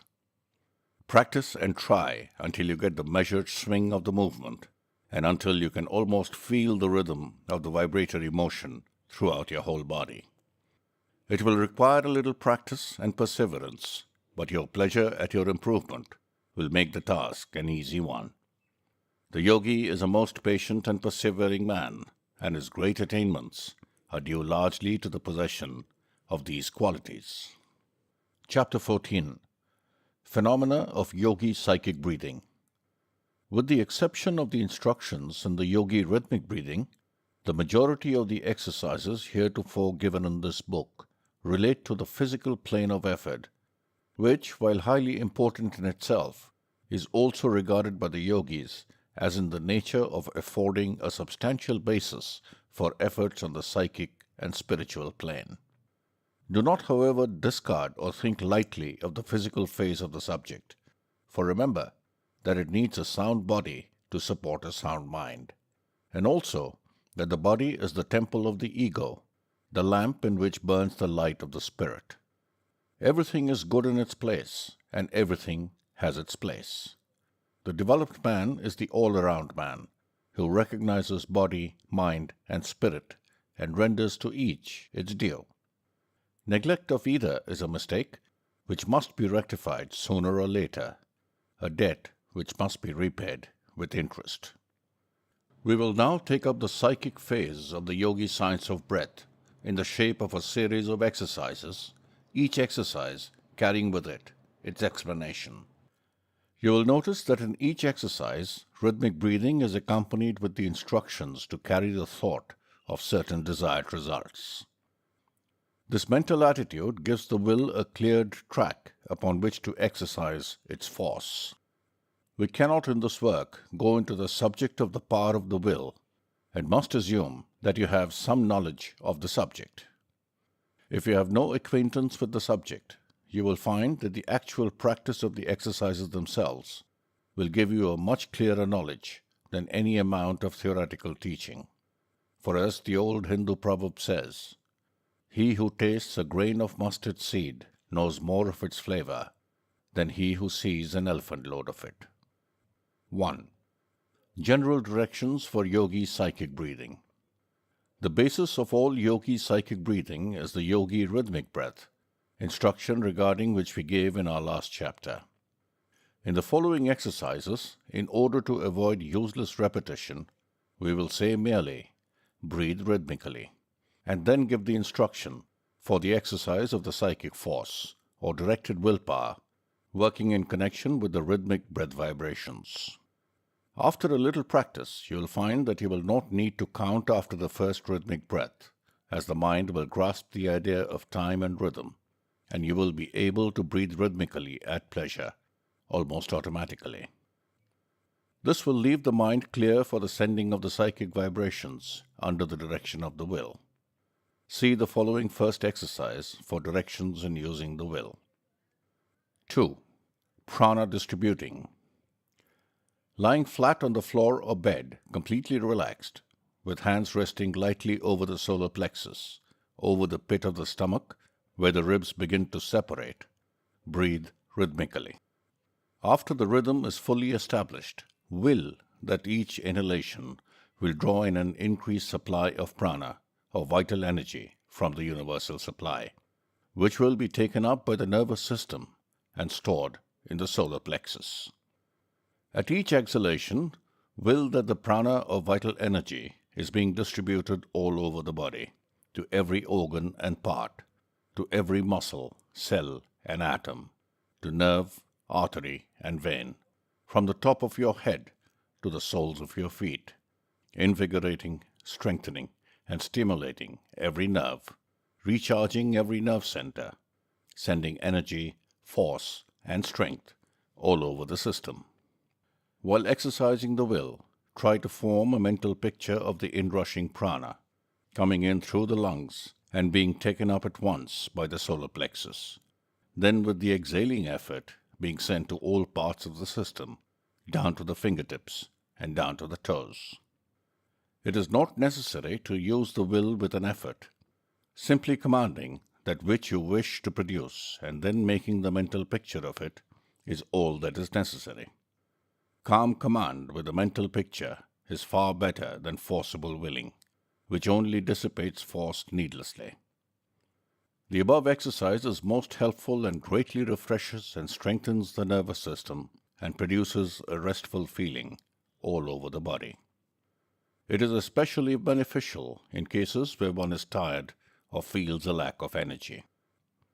3. Inhibiting pain. Lying down or sitting erect, breathe rhythmically, holding the thought that you are inhaling prana. Then when you exhale, send the prana to the painful part to re-establish the circulation and nerve current. Then inhale more prana for the purpose of driving out the painful condition. Then exhale, holding the thought that you are driving out the pain.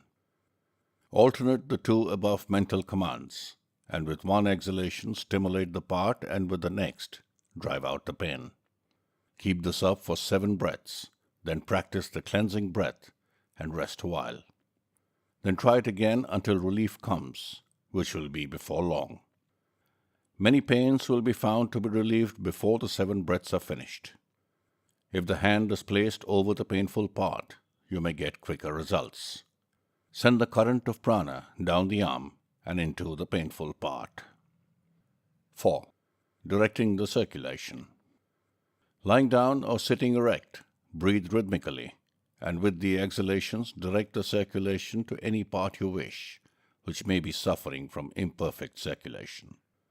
This is effective in cases of cold feet or in cases of headache, the blood being sent downward in both cases.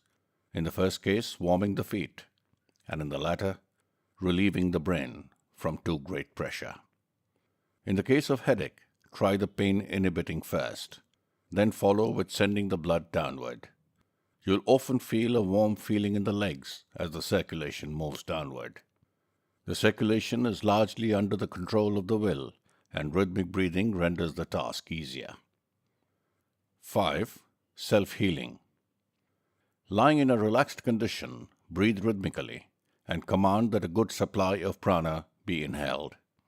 With the exhalation, send the prana to the affected part for the purpose of stimulating it. Vary this occasionally by exhaling, with the mental command that the diseased condition be forced out and disappear. Use the hands in this exercise, passing them down the body from the head to the affected part. In using the hands in healing yourself or others, always hold the mental image that the prana is flowing down the arm and through the fingertips into the body, thus reaching the affected part and healing it. Of course, we can give only general directions in this book without taking up the several forms of disease in detail, but a little practice of the above exercise, varying it slightly to fit the conditions of the case, will produce wonderful results. Some yogis follow the plan of placing both hands on the affected part and then breathing rhythmically, holding the mental image that they are fairly pumping prana into the diseased organ and part, stimulating it and driving out diseased conditions, as pumping into a pail of dirty water will drive out the latter and fill the bucket with fresh water. This last plan is very effective if the mental image of the pump is clearly held, the inhalation representing the lifting of the pump handle and the exhalation, the actual pumping. 6. Healing others. We cannot take up the question of the psychic treatment of disease by prana in detail in this book, as such would be foreign to its purpose. But we can and will give you simple, plain instructions, whereby you may be enabled to do much good in relieving others. The main principle to remember is that by rhythmic breathing and controlled thought, you are enabled to absorb a considerable amount of prana and are also able to pass it into the body of another person, stimulating weakened parts and organs and imparting health and driving out diseased conditions.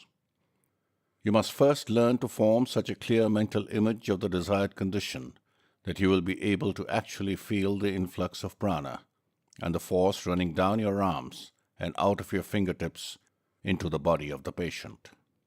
Breathe rhythmically a few times until the rhythm is fairly established. Then place your hands upon the affected part of the body of the patient, letting them rest lightly over the part. Then follow the pumping process described in the preceding exercise, self-healing, and fill the patient full of prana until the diseased condition is driven out. Every once in a while, raise the hands and flick the fingers as if you were throwing off the diseased condition. It is well to do this occasionally and also to wash the hands after treatment, as otherwise you may take on a trace of the diseased condition of the patient. Also practice the cleansing breath several times after the treatment. During the treatment, let the prana pour into the patient in one continuous stream, allowing yourself to be merely the pumping machinery, connecting the patient with a universal supply of prana and allowing it to flow freely through you. You need not work the hands vigorously, but simply enough that the prana freely reaches the affected parts. The rhythmic breathing must be practiced frequently during the treatment so as to keep the rhythm normal and to afford the prana a free passage. It is better to place the hands on the bare skin, but where this is not advisable or possible, place them over the clothing. Vary above method occasionally during the treatment by stroking the body gently and softly with the fingertips, the fingers being kept slightly separated. This is very soothing to the patient. In cases of long standing, you may find it helpful to give the mental command in words such as get out, or be strong, as the case may be, the words helping you to exercise the will more forcibly and to the point. Vary these instructions to suit the needs of the case and use your own judgment and inventive faculty. We have given you the general principles and you can apply them in hundreds of different ways.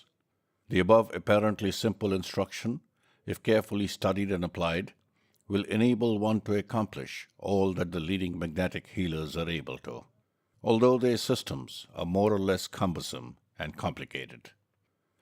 They are using prana ignorantly and calling it magnetism. If they would combine rhythmic breathing with their magnetic treatment, they would double their efficiency. 7. Distant healing.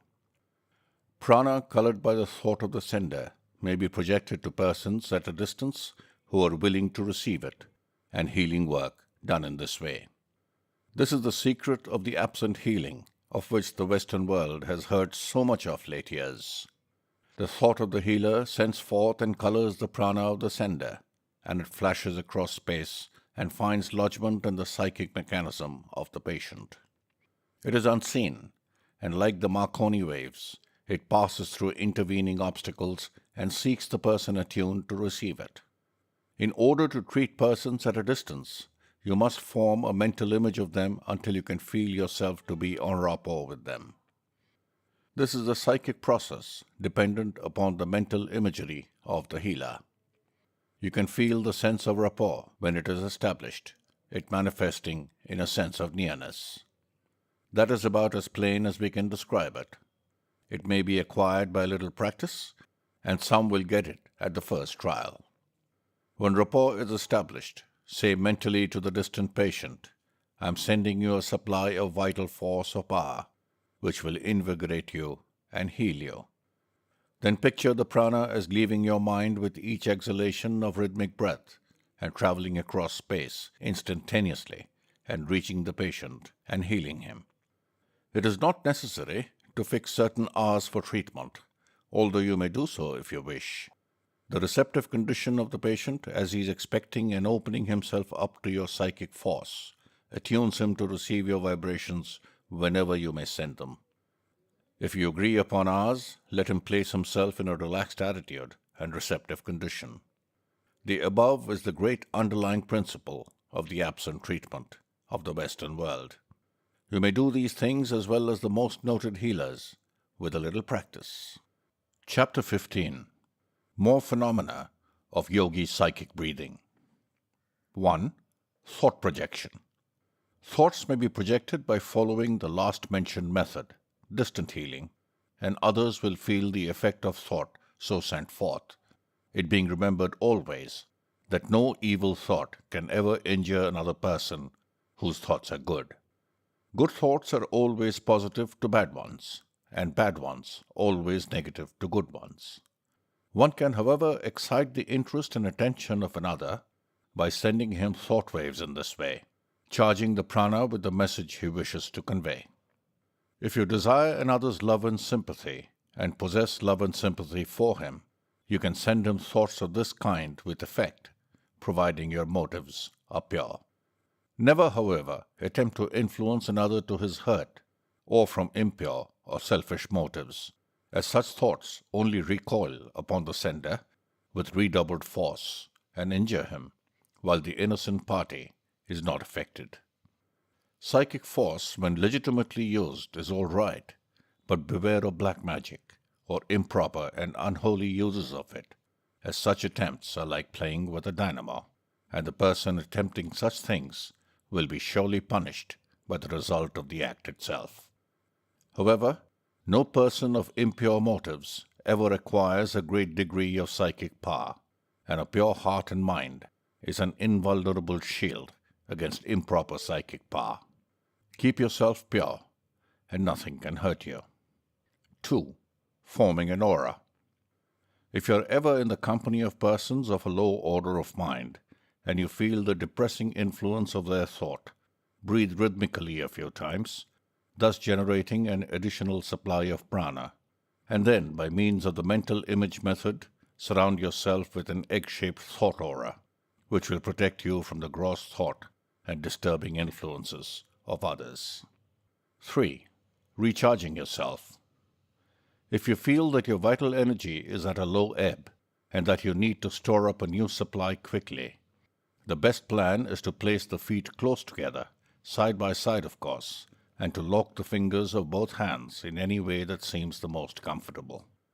This closes the circuit, as it were, and prevents any escape of prana through the extremities. Then breathe rhythmically a few times, and you will feel the effect of the recharging. 4. Recharging others. If some friend is deficient in vitality, you may aid him by sitting in front of him, your toes touching his and his hands in yours. Then both breathe rhythmically, you forming the mental image of sending prana into his system, and he holding the mental image of receiving the prana. Persons of weak vitality or passive will should be careful with whom they try this experiment, as the prana of a person of evil desires will be colored with the thoughts of that person and may give him a temporary influence over the weaker person. The latter, however, may easily remove such influence by closing the circuit, as before mentioned, and breathing a few rhythmic breaths, closing with a cleansing breath. 5. Charging water.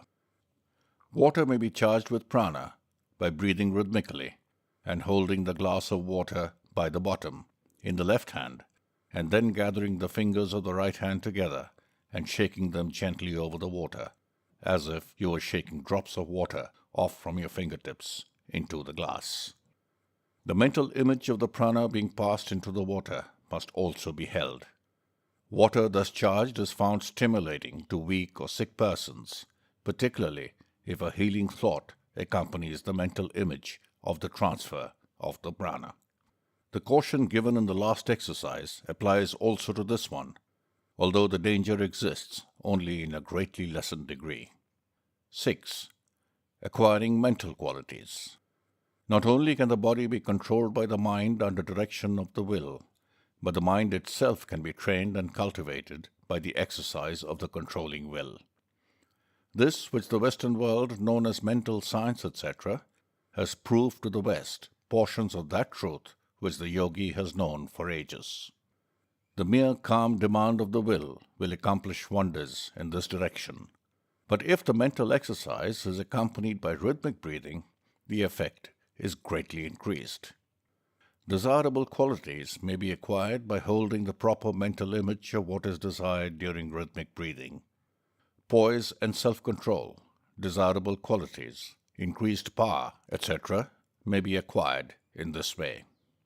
Undesirable qualities may be eliminated by cultivating the opposite qualities. Any or all the mental science exercises, treatments, and affirmations may be used with the yogi rhythmic breath. The following is a good general exercise for the acquirement and development of desirable mental qualities. Lie in a passive attitude or sit erect. Picture to yourself the qualities you desire to cultivate, seeing yourself as possessed of the qualities and demanding that your mind develop the quality. Breathe rhythmically, holding the mental picture firmly. Carry the mental picture with you as much as possible and endeavor to live up to the ideal you have set up in your mind.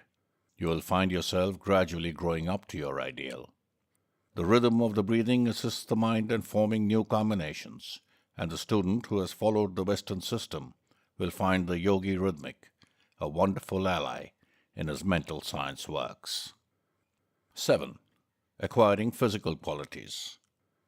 Physical qualities may be acquired by the same methods as above mentioned in connection with mental qualities. We do not mean, of course, that short men can be made tall, or that amputated limbs may be replaced, or similar miracles. But the expression of the countenance may be changed, courage and general physical characteristics improved by the control of the will, accompanied by rhythmic breathing. As a man thinks, so does he look, act, walk, sit, etc. Improved thinking will mean improved looks and actions. To develop any part of the body, direct the attention to it, while breathing rhythmically, holding the mental picture that you are sending an increased amount of prana, or nerve force, to the part, and thus increasing its vitality and developing it. This plan applies equally well to any part of the body which you wish to develop. Many Western athletes use a modification of this plan in their exercises. The student who has followed our instructions so far will readily understand how to apply the yogi principles in the above work. The general rule of exercise is the same as in the preceding exercise, acquiring mental qualities. We have touched upon the subject of the cure of physical ailments in preceding pages. 8. Controlling the emotions. The undesirable emotions such as fear, worry, anxiety, hate, anger, jealousy, envy, melancholy, excitement, grief, etc., are amenable to the control of the will, and the will is enabled to operate more easily in such cases if rhythmic breathing is practiced while the student is willing. The following exercise has been found most effective by yogi students, although the advanced yogi has but little need of it, as he has long since got rid of these undesirable mental qualities by growing spiritually beyond them. The yogi student, however, finds the exercise a great help to him while he is growing. Breathe rhythmically, concentrating the attention upon the solar plexus and sending to it the mental command, "Get out." Send the mental command firmly, just as you begin to exhale, and form the mental picture of the undesirable emotions being carried away with the exhaled breath. Repeat 7 times and finish with the cleansing breath, and then see how good you feel. The mental command must be given in earnest, as trifling will not do the work. 9. Transmutation of the reproductive energy. The yogis possess great knowledge regarding the use and abuse of the reproductive principle in both sexes. Some hints of this esoteric knowledge have filtered out and have been used by Western writers on the subject, and much good has been accomplished in this way.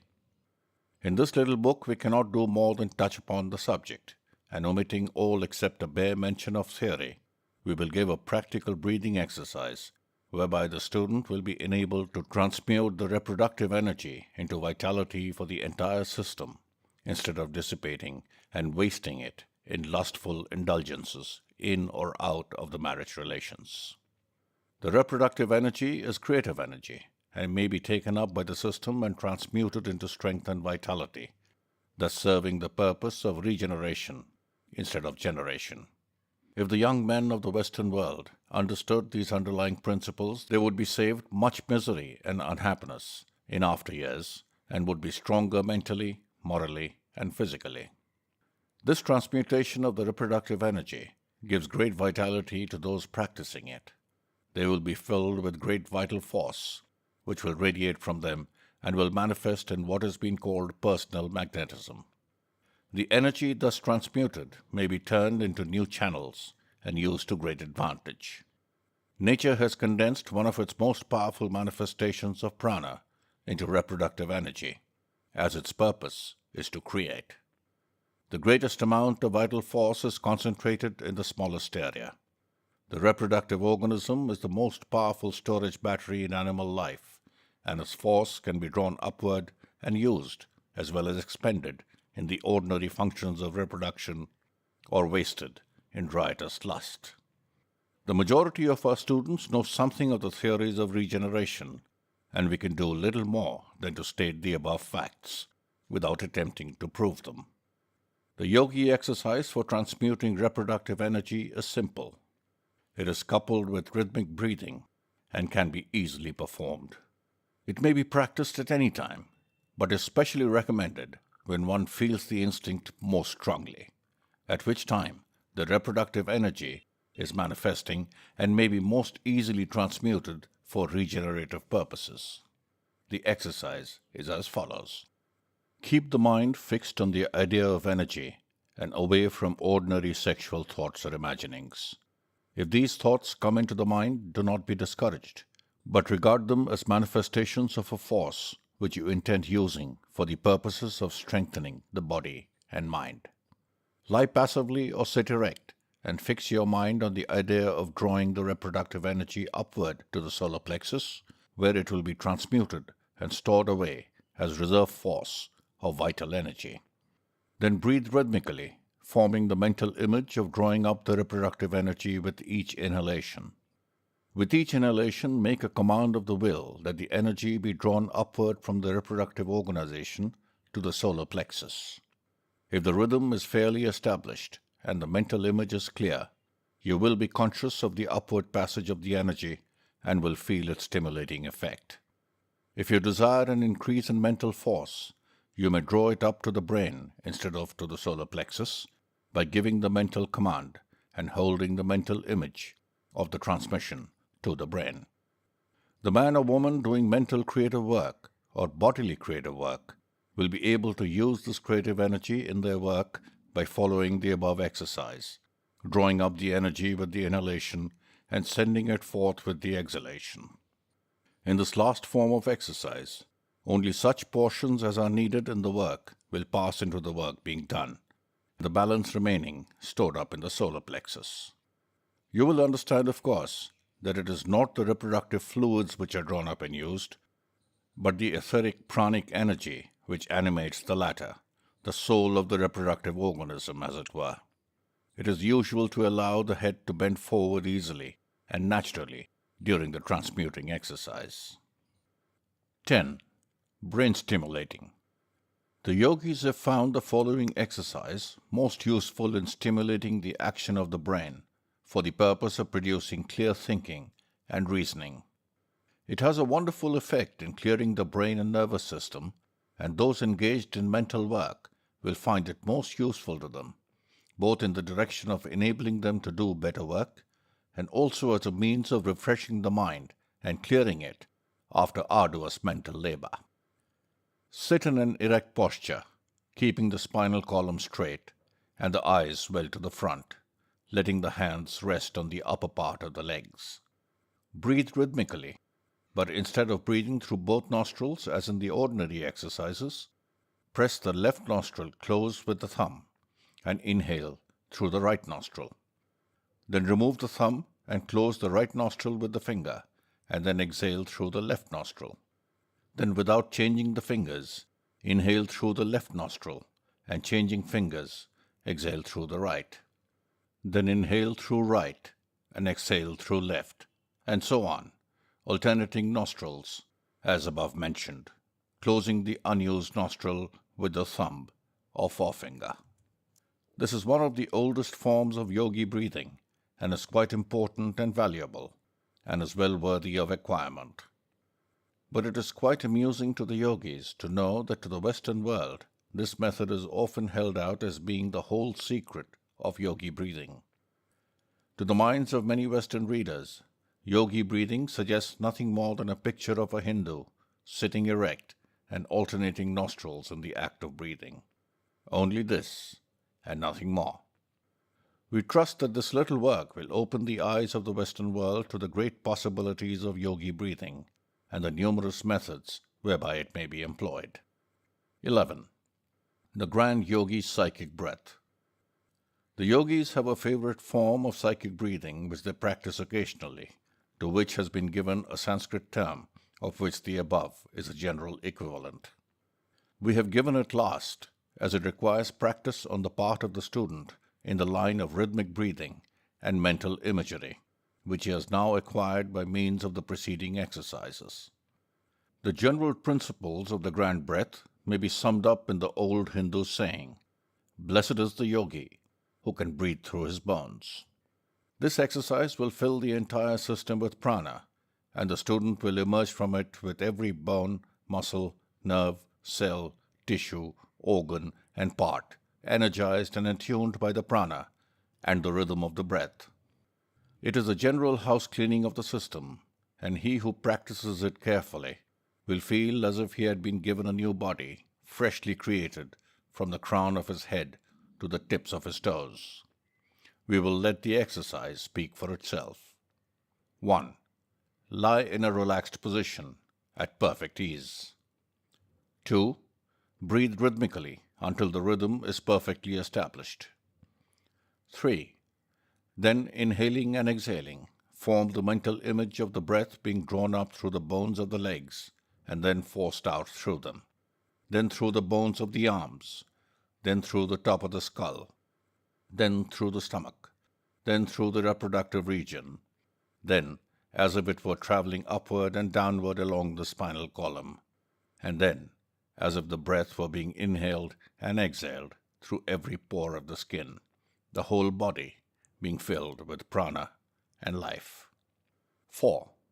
Then, breathing rhythmically, send the current of prana to the 7 vital centers, in turn as follows, using the mental picture, as in previous exercises. A. To the forehead. B. To the back of the head. C. To the base of the brain. D. To the solar plexus. E. To the sacral region, lower part of the spine. F. To the region of the navel. G. To the reproductive region. Finish by sweeping the current of prana to and from head to feet several times. Finish with cleansing breath. Chapter 16. Yogi Spiritual Breathing. The yogis not only bring about desired mental qualities and properties by willpower, coupled with rhythmic breathing, but they also develop spiritual faculties, or rather aid in their unfoldment in the same way. The Oriental philosophies teach that man has many faculties which are at present in a dormant state, but which will become unfolded as the race progresses.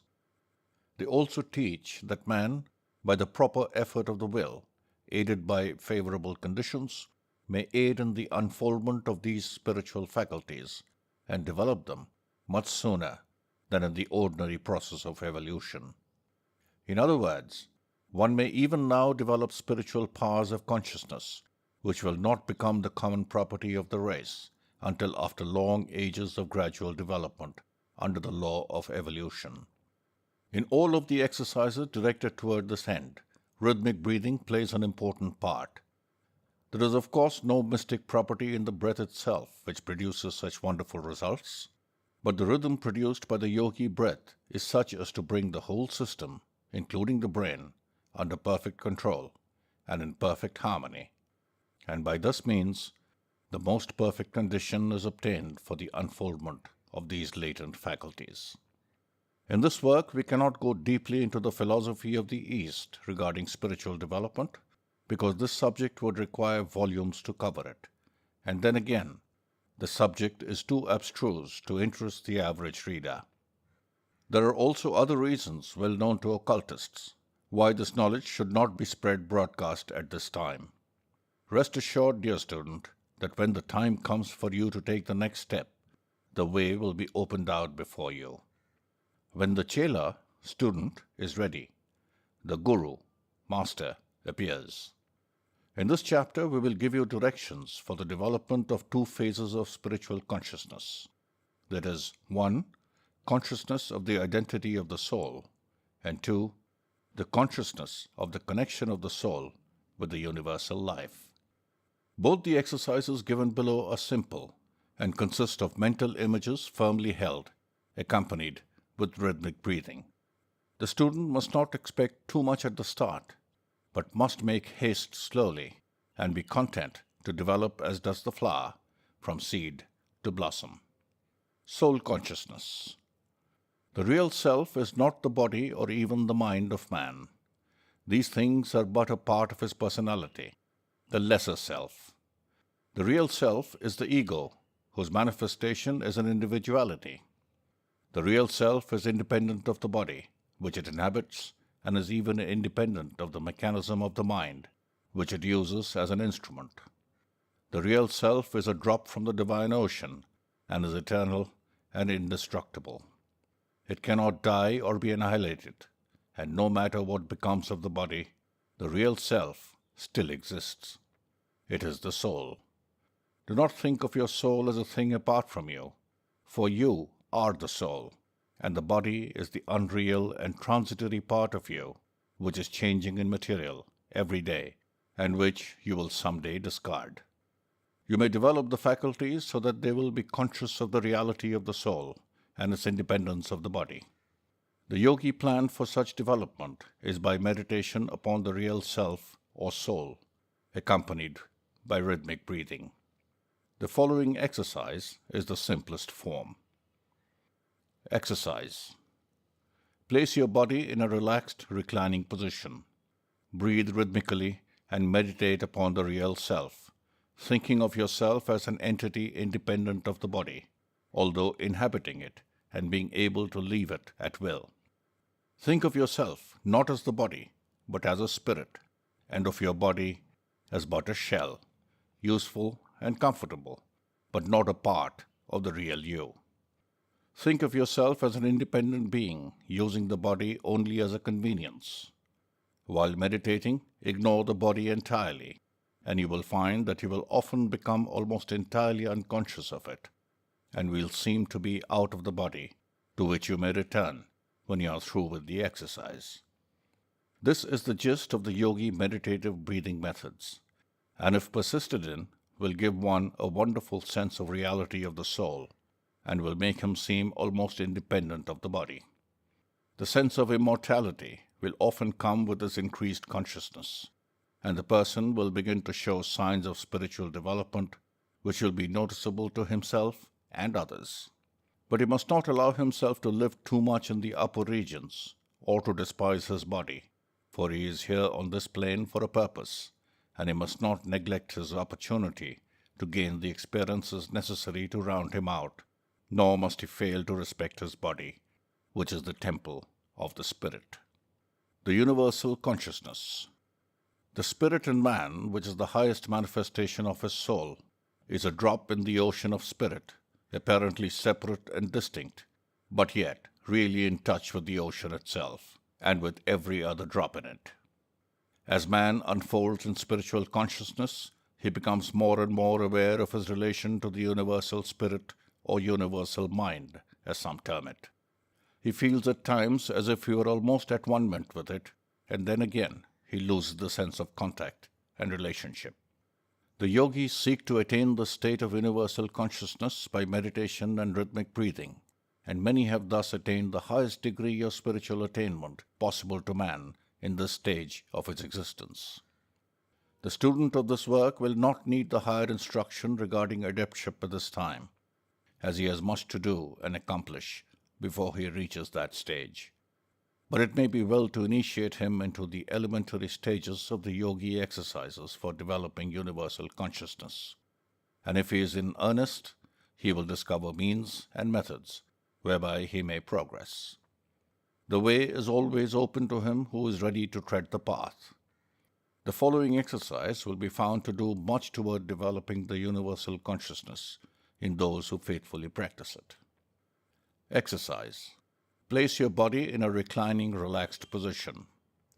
Breathe rhythmically and meditate upon your relationship with the universal mind, of which you are but an atom. Think of yourself as being in touch with all, and at one with all. See all as one, and your soul as a part of that one. Feel that you are receiving the vibrations from the great universal mind, and are partaking of its power and strength and wisdom. The two following lines of meditation may be followed. A. With each inhalation, think of yourself as drawing into yourself the strength and power of the universal mind. When exhaling, think of yourself as passing out to others that same power, at the same time being filled with love for every living thing, and desiring that it be a partaker of the same blessings which you are now receiving. Let the universal power circulate through you. B. Place your mind in a reverential state and meditate upon the grandeur of the universal mind, and open yourself to the inflow of the divine wisdom, which will fill you with illuminating wisdom, and then let the same flow out from you to your brothers and sisters whom you love and would help. This exercise leaves with those who have practiced it a newfound sense of strength, power, and wisdom, and a feeling of spiritual exaltation and bliss. It must be practiced only in a serious reverential mood, and must not be approached triflingly or lightly. General directions. The exercises given in this chapter require the proper mental attitude and conditions, and the trifler and the person of a non-serious nature, or one without a sense of spirituality and reverence, had better pass them by, as no results will be obtained by such persons, and besides, it is a willful trifling with things of a high order, which course never benefits those who pursue it. These exercises are for the few who can understand them, and the others will feel no attraction to try them. During meditation, let the mind dwell upon the ideas given in the exercise until it becomes clear to the mind and gradually manifests in real consciousness within you. The mind will gradually become passive and at rest, and the mental image will manifest clearly.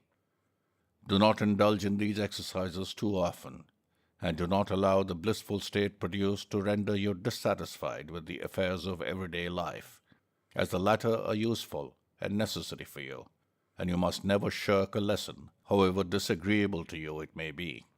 Let the joy arising from the unfolding consciousness buoy you up and nerve you for the trials of life, and not make you dissatisfied and disgusted. All is good, and everything has its place. Many of the students who practice these exercises will in time wish to know more.